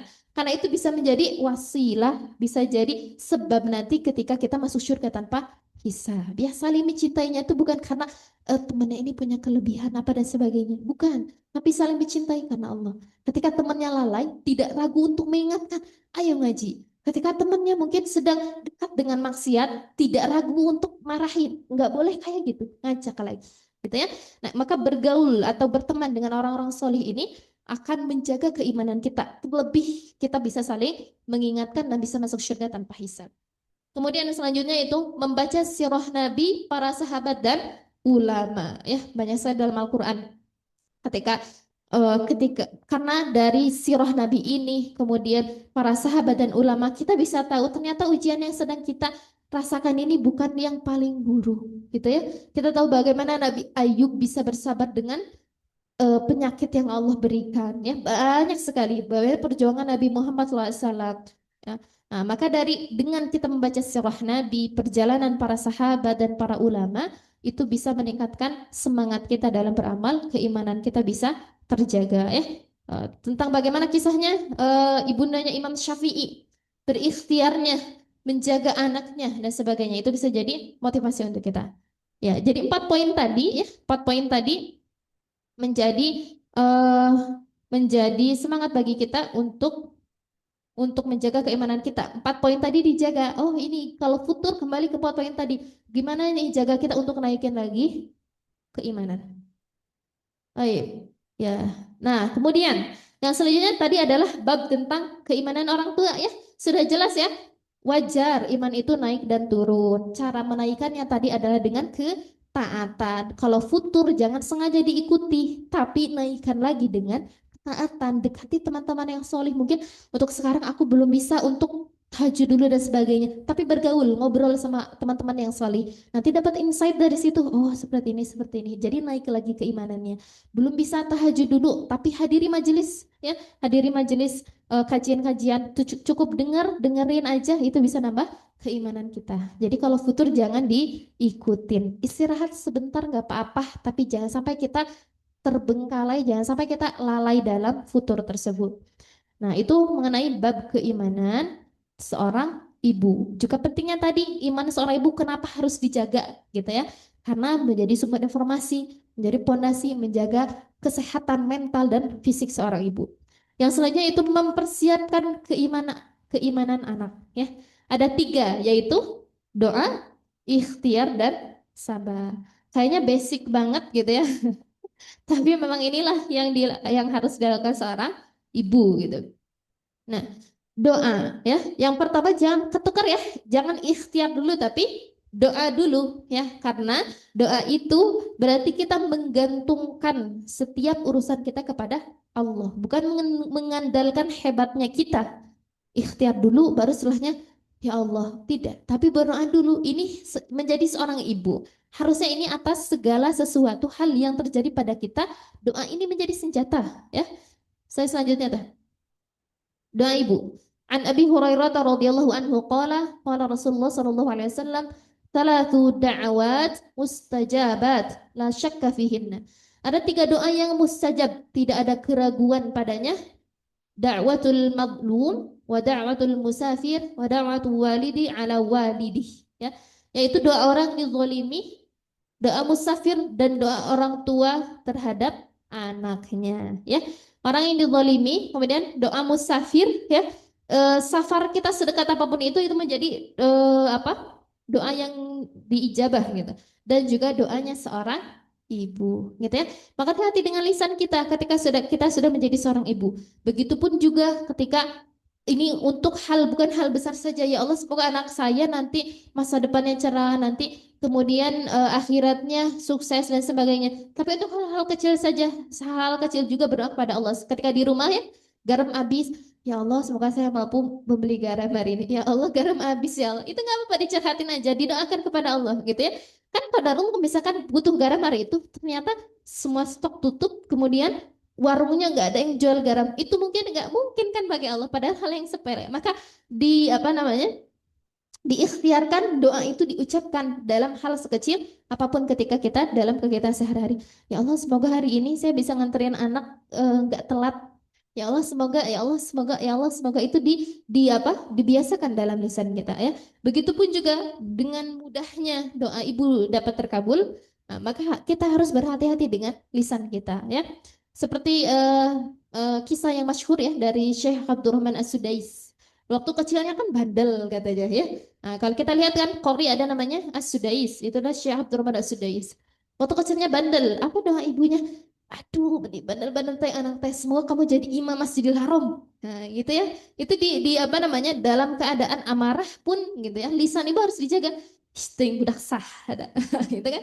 Nggak seperti itu, tapi justru apa namanya, dijaga lisannya, kemudian sampai betul Syekh Abdurrahman As-Sudais itu menjadi imam besar di Masjidil Haram gitu ya. Atau yang kita tahu kisahnya tentang Imam Al-Bukhari, beliau adalah periwayat yang ada 7.000 ya, 7.000 hadis yang diriwayatkan dari beliau.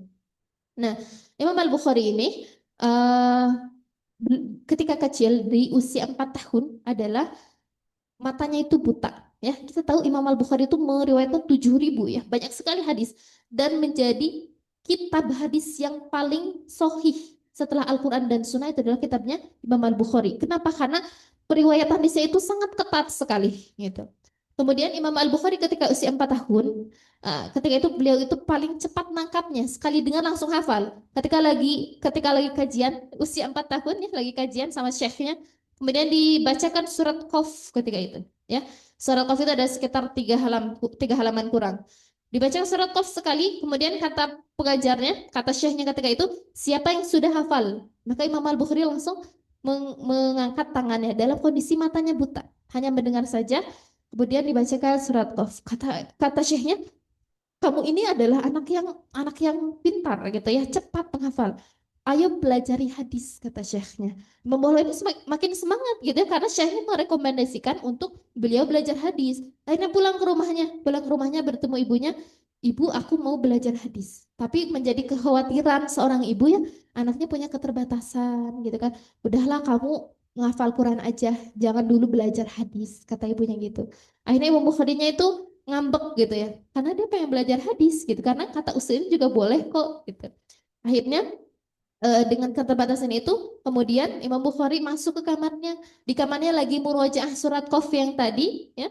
Nah, ibunya apa, kita merasakan menjadi seorang ibu cita-cita anaknya tinggi tapi terbatas karena dia punya keterbatasan. Akhirnya ibunya Imam Bukhari berdoa, ya Allah yang maha menghendaki, ya Allah yang maha melihat ya, maka berikanlah penglihatan kepada anakku agar dia bisa belajar karena cita-citanya tinggi sekali gitu. Kemudian dalam doanya itu disebutkan doa yang lirih ini bukan bukan hanya beberapa, ya Allah semoga anak saya solih, bukan cuma seperti itu, tapi doa yang panjang sekali. Sampai dalam doanya itu ibunya Imam Bukhari itu tertidur. Ketika tertidur kemudian bermimpi didatangi oleh Nabi Ibrahim alaihissalam dan mengabarkan bahwa anakmu sekarang sudah bisa melihat gitu. Terkejut bangun ibunya, terbangun kenapa? Karena teriakan anaknya. Eh, Ibu, penglihatku, aku jadi bisa melihat, aku sudah bisa melihat gitu ya, dengan takdir Allah ketika itu Imam Bukhari langsung bisa melihat gitu ya. Itu kenapa? Karena kuatnya doa seorang ibu gitu ya. Maka tidak ada yang mustahil bagi Allah. Sekarang yang Allah takdirkan bagi anak kita ini dan itu, bahkan penglihatan sekalipun yang mungkin sekarang dengan logika itu harus dengan operasi apa dan sebagainya, tapi tidak ada yang mustahil bagi Allah. Dan itu menjadi satu dalil bahwa doa ibu itu sangat mustajab. Jadi kita harus hati-hati dengan lisan kita. Yang mungkin kita sekarang, yang kita sangka sekarang sepertinya mustahil bagi anak saya seperti ini, mustahil bagi anak saya seperti itu. Tapi tidak ada yang mustahil bagi Allah, gitu ya. Ini menjadi kisah Imam Bukhari ini jadi gabungan antara mustajabnya doa seorang ibu dan besarnya kasih sayang seorang ibu. Maka itu langsung menembus langit, di Allah takdirkan, Allah kabulkan langsung hari itu. Gitu ya. Nah, ini 6 poin tentang ikhtiar mendidik ya. Kalau tadi yang pertamanya itu doa, besar sekali doa ibu. Maka Bu, setelah sholat, jangan sampai kita meninggalkan doa. Ya, ini sangat mustajab sekali. Doa ibu, sayang sekali ketika Allah berikan kelebihan mustajabnya doa, tapi kemudian kita lalai gitu. Udah sholat, buru-buru lepas muka dan sebagainya, tapi diam dulu, duduk sebentar, kemudian berdoa dengan lirih. Bagi kita dan sendiri, bagi orang tua kita, bagi suami, bagi anak kita, bagi kelangsungan kesehatan, kemudian bagi kelangsungan kehidupan kita di dunia, juga kelangsungan kehidupan kita nanti di akhirat ya, karena sayang sekali doa ibu itulah sangat mustajab. Nah, yang pertama doa, yang kedua yaitu ikhtiar ya, ikhtiar anak yaitu menjadi teladan, ini sudah pasti ya. Kemudian ajarkan tauhid sejak dini, karena tadi kita tahu keimanan anak itu, keimanan seseorang itu menjadi fondasi, menjadi awalnya, menjadi dasarnya. Jika imannya kuat maka percaya atas segala janji-janji Allah. Kalau imannya nggak kuat, dikasih dalil kayak gimana pun nggak akan bisa, karena imannya tidak kuat. Percaya dulu ya. Kemudian mendidik dengan kasih sayang ya, seperti kisahnya Ibu Imam Al-Bukhari tadi, itu adalah gabungan besarnya kisah sayang seorang ibu dengan mustajabnya doa seorang ibu, maka Allah kabulkan langsung. Kemudian memberikan pendidikan adab dan ilmu ya, kita tahu bahwa sebelum ilmu itu bagaimana adabnya dulu, bukan hanya pintar dalam segala hal tapi anak itu tidak beradab, maka adab menjadi hal yang pertama. Kemudian membiasakan ibadah sejak kecil, ya ini saling berkaitan sebetulnya. Karena membiasakan ibadah sejak kecil itu tentunya butuh apa? Butuh teladan. Gak mungkin ayo ke masjid, tapi tidak dihadirkan Al-Quran, tidak dibiasakan sholat di situ. Kemudian yang terakhir itu menciptakan lingkungan yang Islami ya. Saya tidak membahas ini lebih dalam ya, karena pastinya kita mamah-mamah lebah di sini sudah mendapatkan banyak apa namanya, banyak kajian-kajian tentang parenting ya, tentang lebih dalam lagi gitu. Nah, kemudian yang ketiga yaitu adalah sabar ya.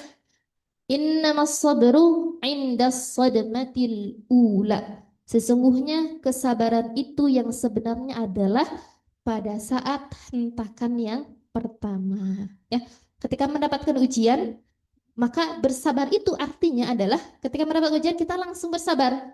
Bukan kemudian setelah ngudumel, sabar, Abimah ya Allah sabar. Bukan, ya. Itu bukan sabar namanya. Ketika ada ujian, anak kecelakaan atau itu tuh harusnya gini. Kenapa kalau aja nggak gitu, ngomel dulu dan sebagainya. Sabar ya Allah, aku mah sabar, bener dah sabar gitu. Atau sambil emosi, bener dah sabar sih sama si itu gitu ya. Nah, nggak bisa. Tapi sabar itu indah sodematil ula, yaitu pada hentakan yang pertama gitu ya. Nah maka ketika kita beriman, kalau kita beriman, maka sabar itu akan menjadi sabar itu akan menjadi mudah bagi kita jika keimanannya kuat. Makanya tadi awalnya adalah iman dulu. Dan tentunya dalam menghadapi anak, sabar ini juga jadi kunci utamanya. Kita ngajak sholat tapi sambil marah-marah, nyampe atau enggak? Enggak ya. Kita misalkan mengajarkan kepada anak tentang keimanan dan sebagainya, tapi tanpa sabar ini, sampai atau enggak? Enggak. Malah hubungan antara ibu dan anaknya yang terusnya berantem gitu ya. Maka sabar ini menjadi keutamaan. Ini janji Allah untuk orang yang sabar. Rasulullah SAW bersabda, apabila anak seorang hamba, betul teh itu teh. Apabila anak seorang hamba meninggal, Allah bertanya kepada malaikatnya, apakah kalian telah mengambil buah hatinya?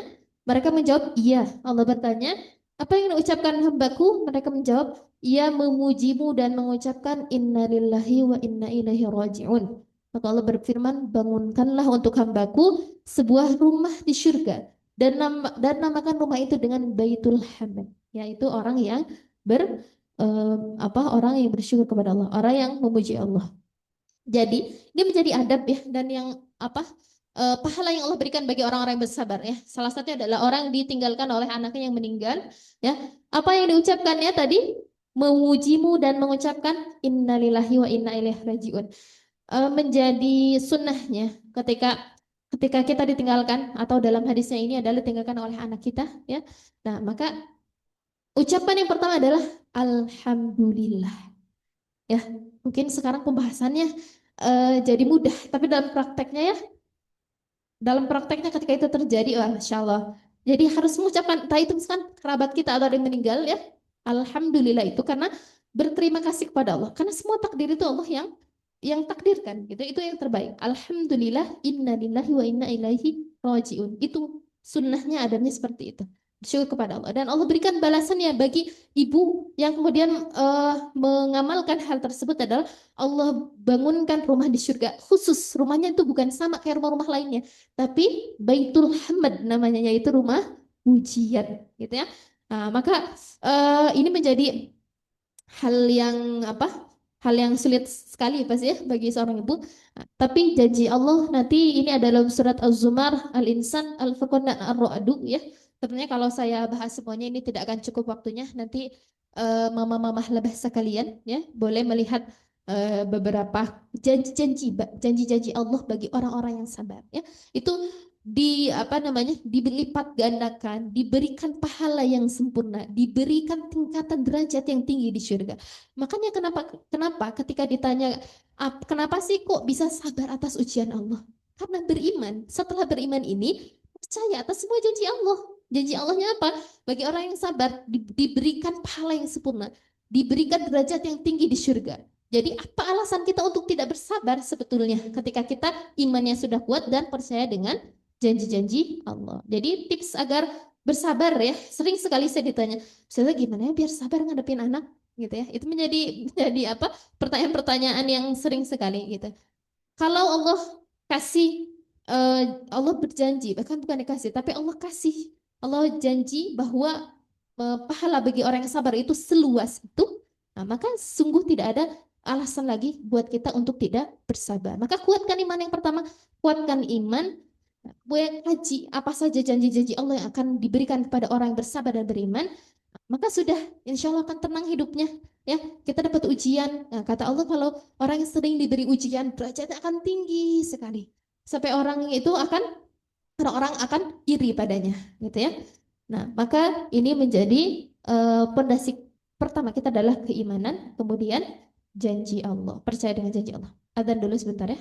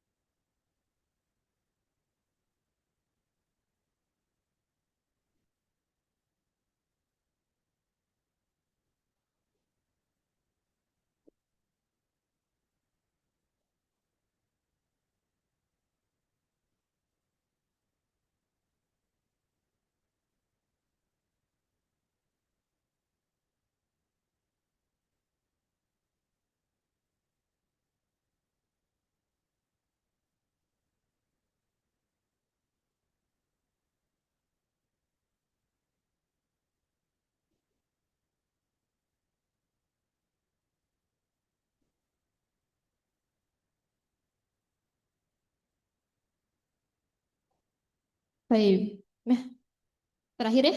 Slide terakhirnya teh.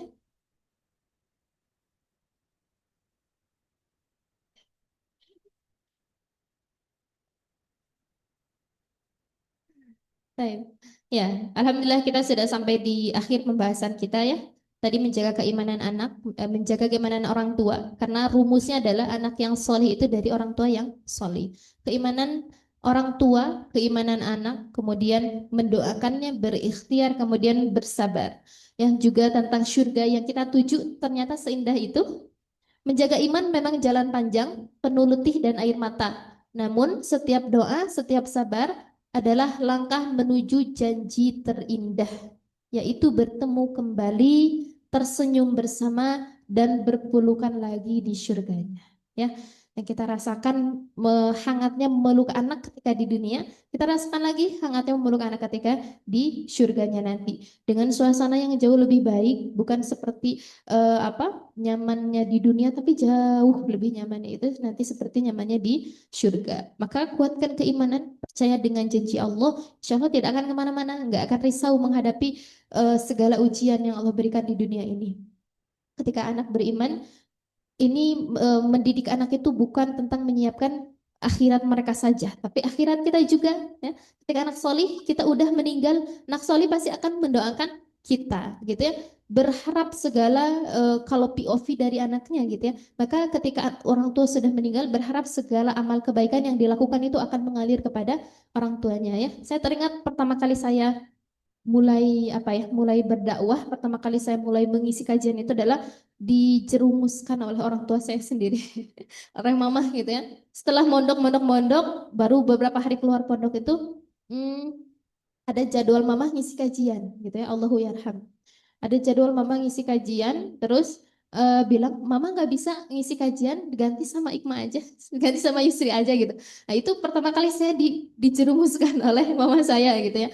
Nah makanya berharap sekali segala ilmu yang disampaikan bahkan sampai detik ini dapat dapat mengalir kepada beliau gitu ya, pahala-pahalanya dapat mengalir kepada beliau. Itu POV kita sebagai anak ya, segala ibadah. Mungkin dulu kita diajarkan bisa hafal surat-surat pendek, kemudian kita bisa belajar Al-Quran. Dulu wasilahnya adalah dari orang tua kita. Maka niatkan, apalagi kalau orang tua kita sudah meninggal, salah satu bakti kita adalah memberikan amalan terbaik dan diharapkan dari setiap amalan itu akan mengalir kepada mereka. Gitu ya, Allahu yarham. Nah, begitu pun juga kita sebagai orang tua mendidik anak ini selagi kita masih bisa mendidik mereka. Karena kita nggak tahu meninggalkan mereka dalam usia berapa gitu ya. Jangan difikirkan ajal itu nanti nunggu mati, enggak. Bisa kapan aja gitu ya. Anak masih kecil. Ya. Kemarin tuh ada teman di sana yang suka ngaji ke UBK.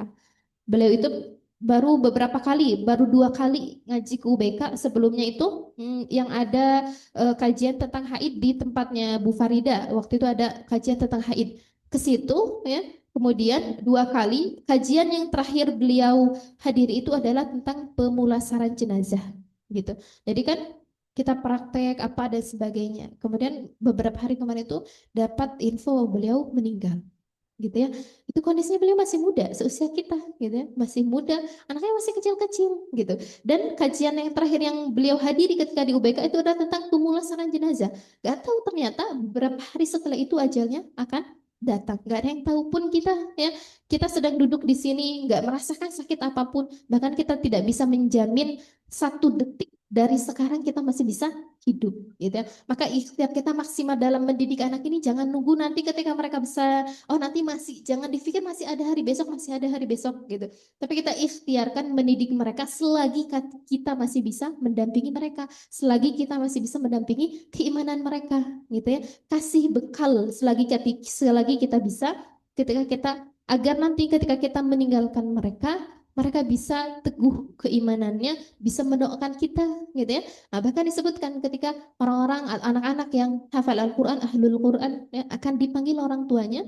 Kemudian diberikan mahkota dau'uhu ka syams, bahwa cahaya mahkota itu adalah seperti sinarnya itu seperti sinar matahari. Satu mahkota itu diberikan jubah kehormatan.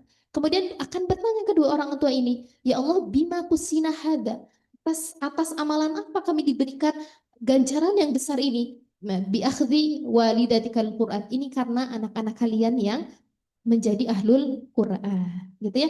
Maka jadi hal penting sekali untuk mendidik mereka selagi kita masih bisa mendampingi mereka, gitu ya. Maka semoga Allah mampukan karena dalam perjalanannya ini bukan hal yang mudah ya. Bisa bersabar dalam satu hari yang punya anaknya tidak hanya satu, dua, dan tiga gitu. Itu menjadi perjalanan yang ketika malam datang tuh pengennya langsung rebahan gitu ya karena sudah menjalani hari yang panjang. Semoga Allah mampukan kita untuk bersabar dalam menjalaninya, segala ikhtiar kita, segala amalan yang kita lakukan semoga Allah terima, Allah balas dengan pahala yang sempurna. Kita amalan yang kita lakukan dari bangun pagi sampai sampai tidur lagi setiap harinya semoga itu bisa menjadi pemberat amal kebaikan kita di akhirat kelak. Gitu ya. Rabbana atina fid dunya hasanah wa fil akhirati hasanah wa qina adzabannar. Semoga Allah jauhkan kita dari api neraka dan mengumpulkan kita kembali di surganya. Itu saja dari saya, kurang lebihnya mohon maaf. Barakallahu li wa lakum wa nastaghfirullahu li wa lakum. Wassalamualaikum warahmatullahi wabarakatuh.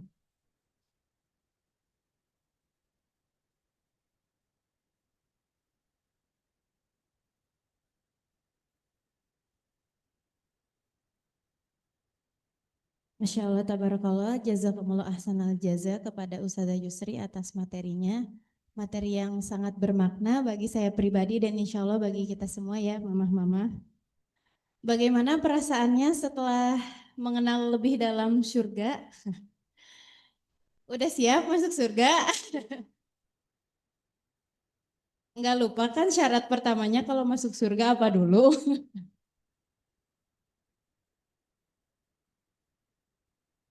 Iya, mamah-mamah bicara soal surga ini ya, insya Allah kita semua tahu dan ingat gitu.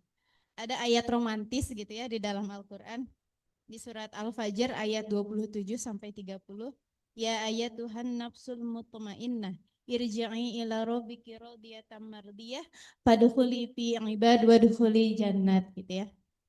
Yang artinya wahai jiwa-jiwa yang tenang, kembalilah kepada Tuhanmu dengan hati yang ridho dan diridhoinya. Maka masuklah ke dalam golongan hamba-hambaku dan masuklah ke dalam surgaku. Ya, sepertinya ayat itu kalau ditempel di rumah bisa bikin kita ingat surga terus gitu ya. Dan kalau lagi nggak sabar ke anak-anak, bisa tuh jadi acuan ya supaya sabar gitu.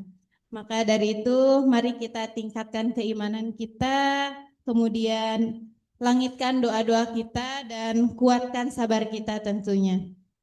Nah, untuk mengetes kesiapan mama-mama untuk masuk surga dan fokusnya, kita kita masuk nih ke sesi tanya jawab. Eh, karena waktu kita batasi 2 pertanyaan. Silahkan bagi mama-mama yang ingin bertanya. Kita coba 2 dulu ya. Kalau masih ada waktu boleh 3 orang.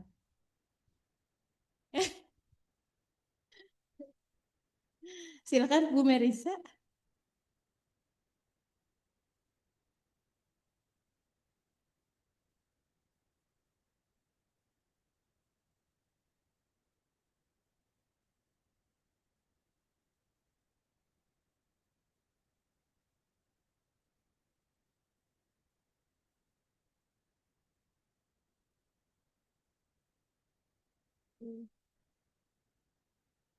Assalamualaikum warahmatullahi wabarakatuh. Ustazah izin bertanya kan ya, kita tuh kan ya sebagai istri tuh dijanjikan ya oleh Allah tuh boleh masuk dari arah pintu mana aja, tuh kan ya. Tapi dengan syarat harus menjadi istri yang taat kepada suami. Nah, untuk menjadi yang taat tuh kiat-kiatnya tuh seperti apa Ustazah? Karena kenyataannya tuh kan karena sulit ya. Apa ya? Kadang juga kayak ya kayak sulit banget gitu Ustazah. Sehari nggak cekcok tuh.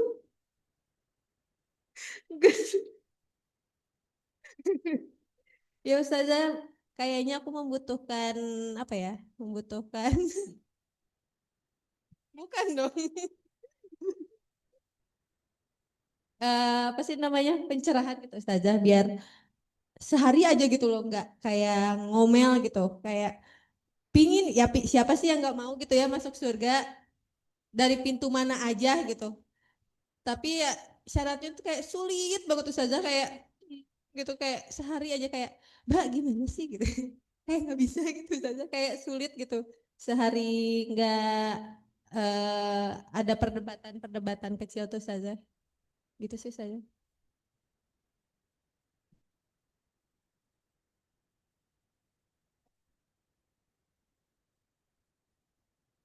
Baik, bismillah ya.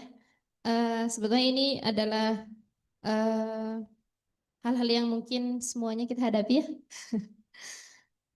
Bagaimana kiat-kiat bisa taat kepada suami? Sebenarnya sebelum membahas tentang anak ya, poin pertama kita sebagai istri adalah utamanya adalah tentang suami, gitu ya. Kenapa biasanya perintah atau larangan suami itu bisa taat itu kan berarti nurut ya. Nah, nurut sama perintah dan nurut sama larangan suami. Kenapa biasanya ada hal-hal di mana perintah atau ketaatan itu sulit gitu ya. Nah, itu biasanya terbentur karena dengan ego gitu ya. Kenapa perintah suami? Karena perintah suami ini bukan bukan melihat baik atau tidak perintahnya, kecuali dalam kemaksiatan ya. Menurut kita kita punya pilihan yang A itu jauh lebih baik, tapi menurut suami itu tidak jauh lebih baik gitu ya. Tapi perintah dia itu maka laksanakan yang itu, nggak ngelihat baik atau buruknya. Bahkan dalam Islam jika jika kata Rasulullah SAW, jika aku bisa menyuruh untuk manusia itu sujud kepada manusia yang lain, maka istri itu harus sujud kepada suaminya. Berarti yang pertama adalah kita melihat dulu bahwa derajatnya itu suami itu memang di atas istri gitu, dan menanamkan kepada diri kita bahwa kita taat itu kepada suami bukan melihat bagaimana suaminya, tapi itu perintah Allah. Jadi itu pun yang apa ya, yang saya rasakan ketika rasanya itu sakit hati gitu ya. Tapi kalau saya ya gitu, ketika misalkan ada perintah suami yang tidak tidak ya contoh kasusnya gitu ya. Kalau saya misalkan ngajar di sana, ngajar di sini gitu ya. Itu kan jadi apa, resep aja gitu kan. Nah, tapi jadwal itu udah penuh. Kata suami jangan diambil gitu. Itu rasanya aduh tapi saya resep gitu, pengen katanya diambil gitu kan. Nah, apa kayaknya sayang gitu kalau nggak diambil gitu. Nah, suami tidak izinkan. Itu kan rasanya di hati itu kayak apa, karena menurut pandangan saya ini adalah amal baik gitu ya, tapi menurut suami itu tidak diberikan izin gitu karena jadwalnya udah kepenuhan dan sebagainya. Nah, maka ketika merasa sakit di hati dan sebagainya, doanya adalah ya Allah, semoga sakit yang saya rasakan ini menjadi pahala, menjadi balasannya adalah surga nanti gitu. Itu jadi doa yang jadi andalan kalau saya gitu ya. Kalau jadi tetap atas segala argumen suami itu kita mengalah, walaupun kita yang benar kita mengalah aja. Nah, maka buatlah, kalau tadi kan tiga, tiga doa yang mustajab itu doa seorang ibu, terus doa yang dizolimi gitu. Kita merasa bahwa itu sebenarnya zalim bagi kita. Kalau saya nih ya, nah, aduh ini ada dua hal yang apa terhimpun dari jadi satu, doa orang yang dizolimi, doa seorang ibu. Maka itu kalau tidak dimanfaatkan, manfaatkan saja.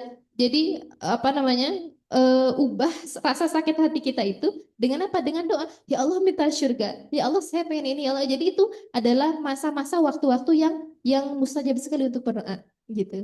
Jadi bagaimana kemudian bisa tips-tipsnya agar taat kepada suami, kita menyadari bahwa Allah merintahkan itu. Itu satu jawabannya. Ya, kita menyadari ini perintah Allah. Kita nggak lihat suami kita betul atau tidak. Kita nggak ngelihat suami kita udah taat atau belum. Ya, kita melihat Asia dan Firaun. Ya, kurang kurang maksiat apa Firaun. Saya ini adalah Tuhan kata Firaun. Ya, tapi Asia tetap nurut. Jadi kalau ada kesalahan suami kita yang cuman seujung kuku ya dibandingkan Firaun, kesalahan-kesalahan sedikitnya maka di apa namanya dilupakan saja, kemudian taat atas segala perintahnya, karena dibayangkan di apa namanya di pikiran kita yang bahkan tadi jawabannya sudah teteh sebutkan gitu ya, bahwa bisa masuk dari segala pintu yang mana saja. Kita tahu 8 pintu surga, kita tahu bagaimana surga besarnya ya, kita bisa masuk dari 8 pintu itu, tapi syaratnya taat gitu. Maka apa biar kita taat? Ingat terus janji Allah, ingat terus janji Allah. Itu kalau yang saya praktekkan. Cuman itu kan secara ini ya, kita kita apa namanya mengalihkan pikiran kita, tapi secara hati mah pasti tetap kan nyelekit gitu. Nah, kalau saya sakitnya itu adalah dengan berdoa gitu. Ya Allah, semoga sakit yang dirasakan ini Engkau balas dengan rumah di surga nanti gitu. Ya Allah, semoga sakit yang saya rasakan ini Engkau balas dengan derajat yang tinggi di surga nanti. Itu kalau saya. Wallahu a'lam bishawab. Ya. Selanjutnya, Mbak Winda.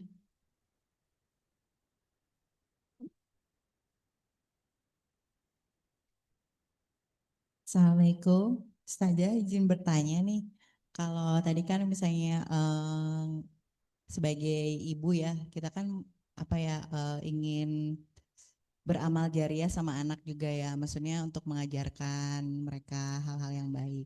Nah, tapi kalau misalnya kita mengajarkan sesuatu yang misalnya sebelumnya kita belum berilmu gitu ya, ternyata pas dipilih kurang betul gitu ya.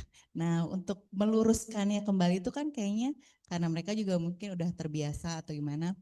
Nah, itu teh gimana gitu jadi hukumnya gitu. Misalnya ada hal-hal yang oh ternyata pas udah dicari-cari oh pikirnya teh nggak gitu gitu. Tapi sama kita teh dikasih tahu anaknya tahu nggak ternyata pas aku udah cari-cari ternyata nggak gitu loh. Terus dia, ih kan ibu kemarin ngasih taunya gitu. Terus gimana tuh? Iya, ya udah kita bersama-sama belajar lagi. Cuman kalau dilihat teh dilakukan lagi seperti itu dilakukan lagi gitu. Nah itu gimana nih hukumnya gitu ya? Apakah aku yang berdosa? Gitu. Terima kasih Ustazah.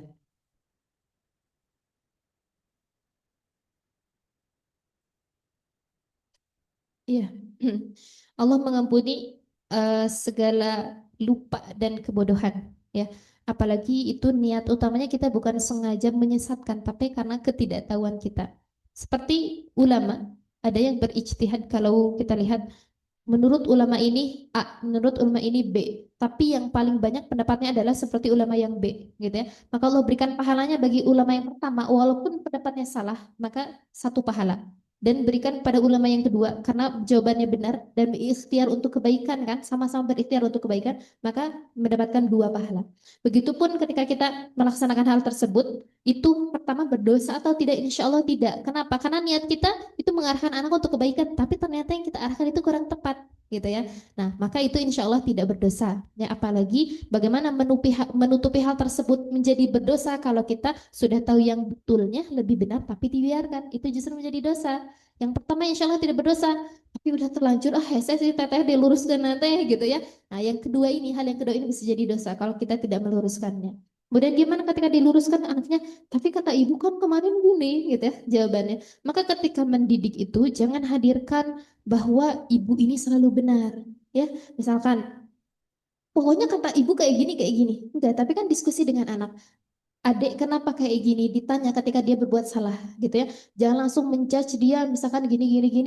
Jadi seolah menghadirkan bahwa ibu itu selalu benar, apa yang aku lakukan salah. Maka ketika kita mengislah hal tersebut, kata ibu kan gini, gitu ya. Juga dihadirkan bahwa ibu juga manusia, maka kita diskusi, gitu. Nah, adik kenapa ketika anak salah satu prakteknya adalah ketika anak berbuat salah, gitu. Kenapa melakukan seperti ini dan sebagainya? Oh, maksud dia seperti ini adalah gitu ya. Mungkin maksud dia juga adalah benar, tidak selalu ibu yang benar. Atau ketika ibu salah dalam prakteknya, misalkan berarti kita yang minta maaf dan sebagainya. Insya Allah itu menjadi apa namanya, menjadi pemahaman buat anak juga. Oh, ibu juga bisa salah. Gitu. Gitu. Wallahu a'lam.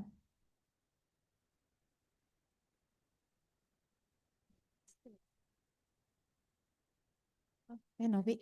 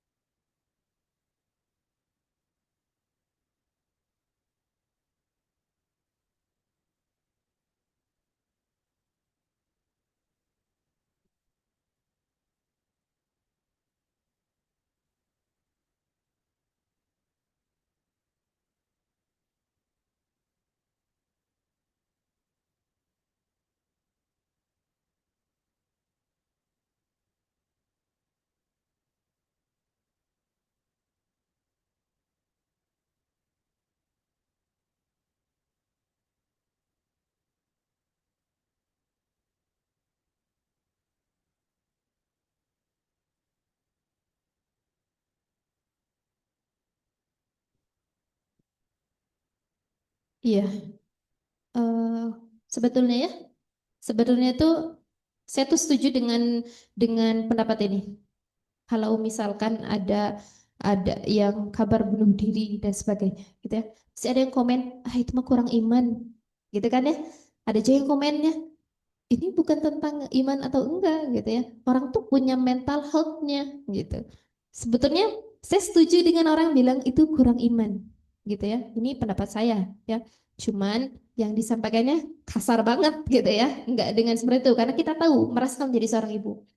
Nah, apa namanya, kolerasinya antara keimanan seorang ibu dan kemudian apa ya, praktik mental health yang sekarang itu adalah tetap kita, eh, dasar utamanya adalah keimanan. Jadi betul kurangnya iman, ya kurangnya percaya kepada Allah. Kalau dia percaya sama Allah, kalau dia udah percaya sama Allah, Allah berikan janji-janjinya, pahalanya, atau Allah terangkan bagaimana kondisi orang yang kalau bunuh diri itu masuknya ke neraka loh. Itu pasti nggak akan ada yang bunuh diri.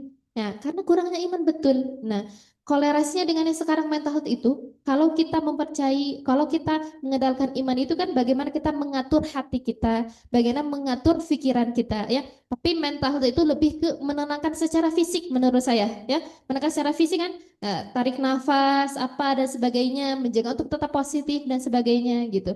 Karena disebutkan bahwa gimana ya hati saya risau terus gitu ya apa sebagainya. Padahal Allah sudah sebutkan dalam Al-Quran. Bahwa menenangkan hati itu yaitu dengan orang yang banyak berzikir. Ala bidzikrillahi tatmainnul qulub. Sungguhnya orang yang banyak berzikir itu, banyak mengingat Allah, itu akan tenang hatinya. Jadi kalau kita mencari ketenangan, ini saya kayak risau, nggak tenang sebagainya, Allah udah sebutkan dalam Al-Quran. Jadi agar kita bisa tetap beriman dalam kondisi yang sekarang, sibukkan diri dengan hal-hal jalan menuju keimanan, yaitu tadi menjaga keimanan tadi. Nah, kalau misalkan udah apa namanya udah terganggu dengan banyaknya sosial media, maka hilangkan waktu tadi, ya.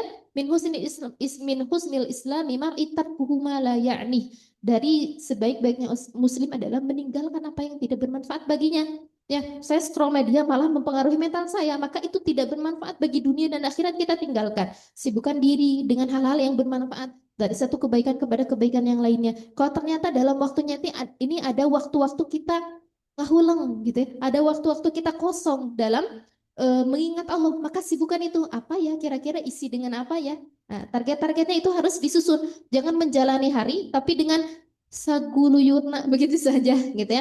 Tapi susun dari bangun pagi sampai malam apa yang kemudian harus kita lakukan. Jangan sampai ada kesempatan untuk syaitan mengganggu kita gitu. Jadi sibukkan diri ya teh ya. Sibukkan diri menjaga iman di list dari bangun pagi sampai malamnya lagi. Kalau ternyata kita sendirian itu tetap tidak bisa menjaga kesehatan mental kita, datangi teman kita yang solih gitu ya. Dengan obrolan itu biasanya dapat faidah dari situ. Teman kita misalkan nggak ada yang solih, ya nggak mungkin ya. Teman kita juga belum bisa bertemu misalkan, maka datangi majelis ilmu gitu. Jadi itu menjaga keimanan. Dan ini tips ini itu tidak menjadi luntur karena zaman, ya. Ini Allah sebutkan dalam Al-Quran. Tadi tips-tipsnya itu kan kita ambil dalil-dalilnya, ya. Itu tidak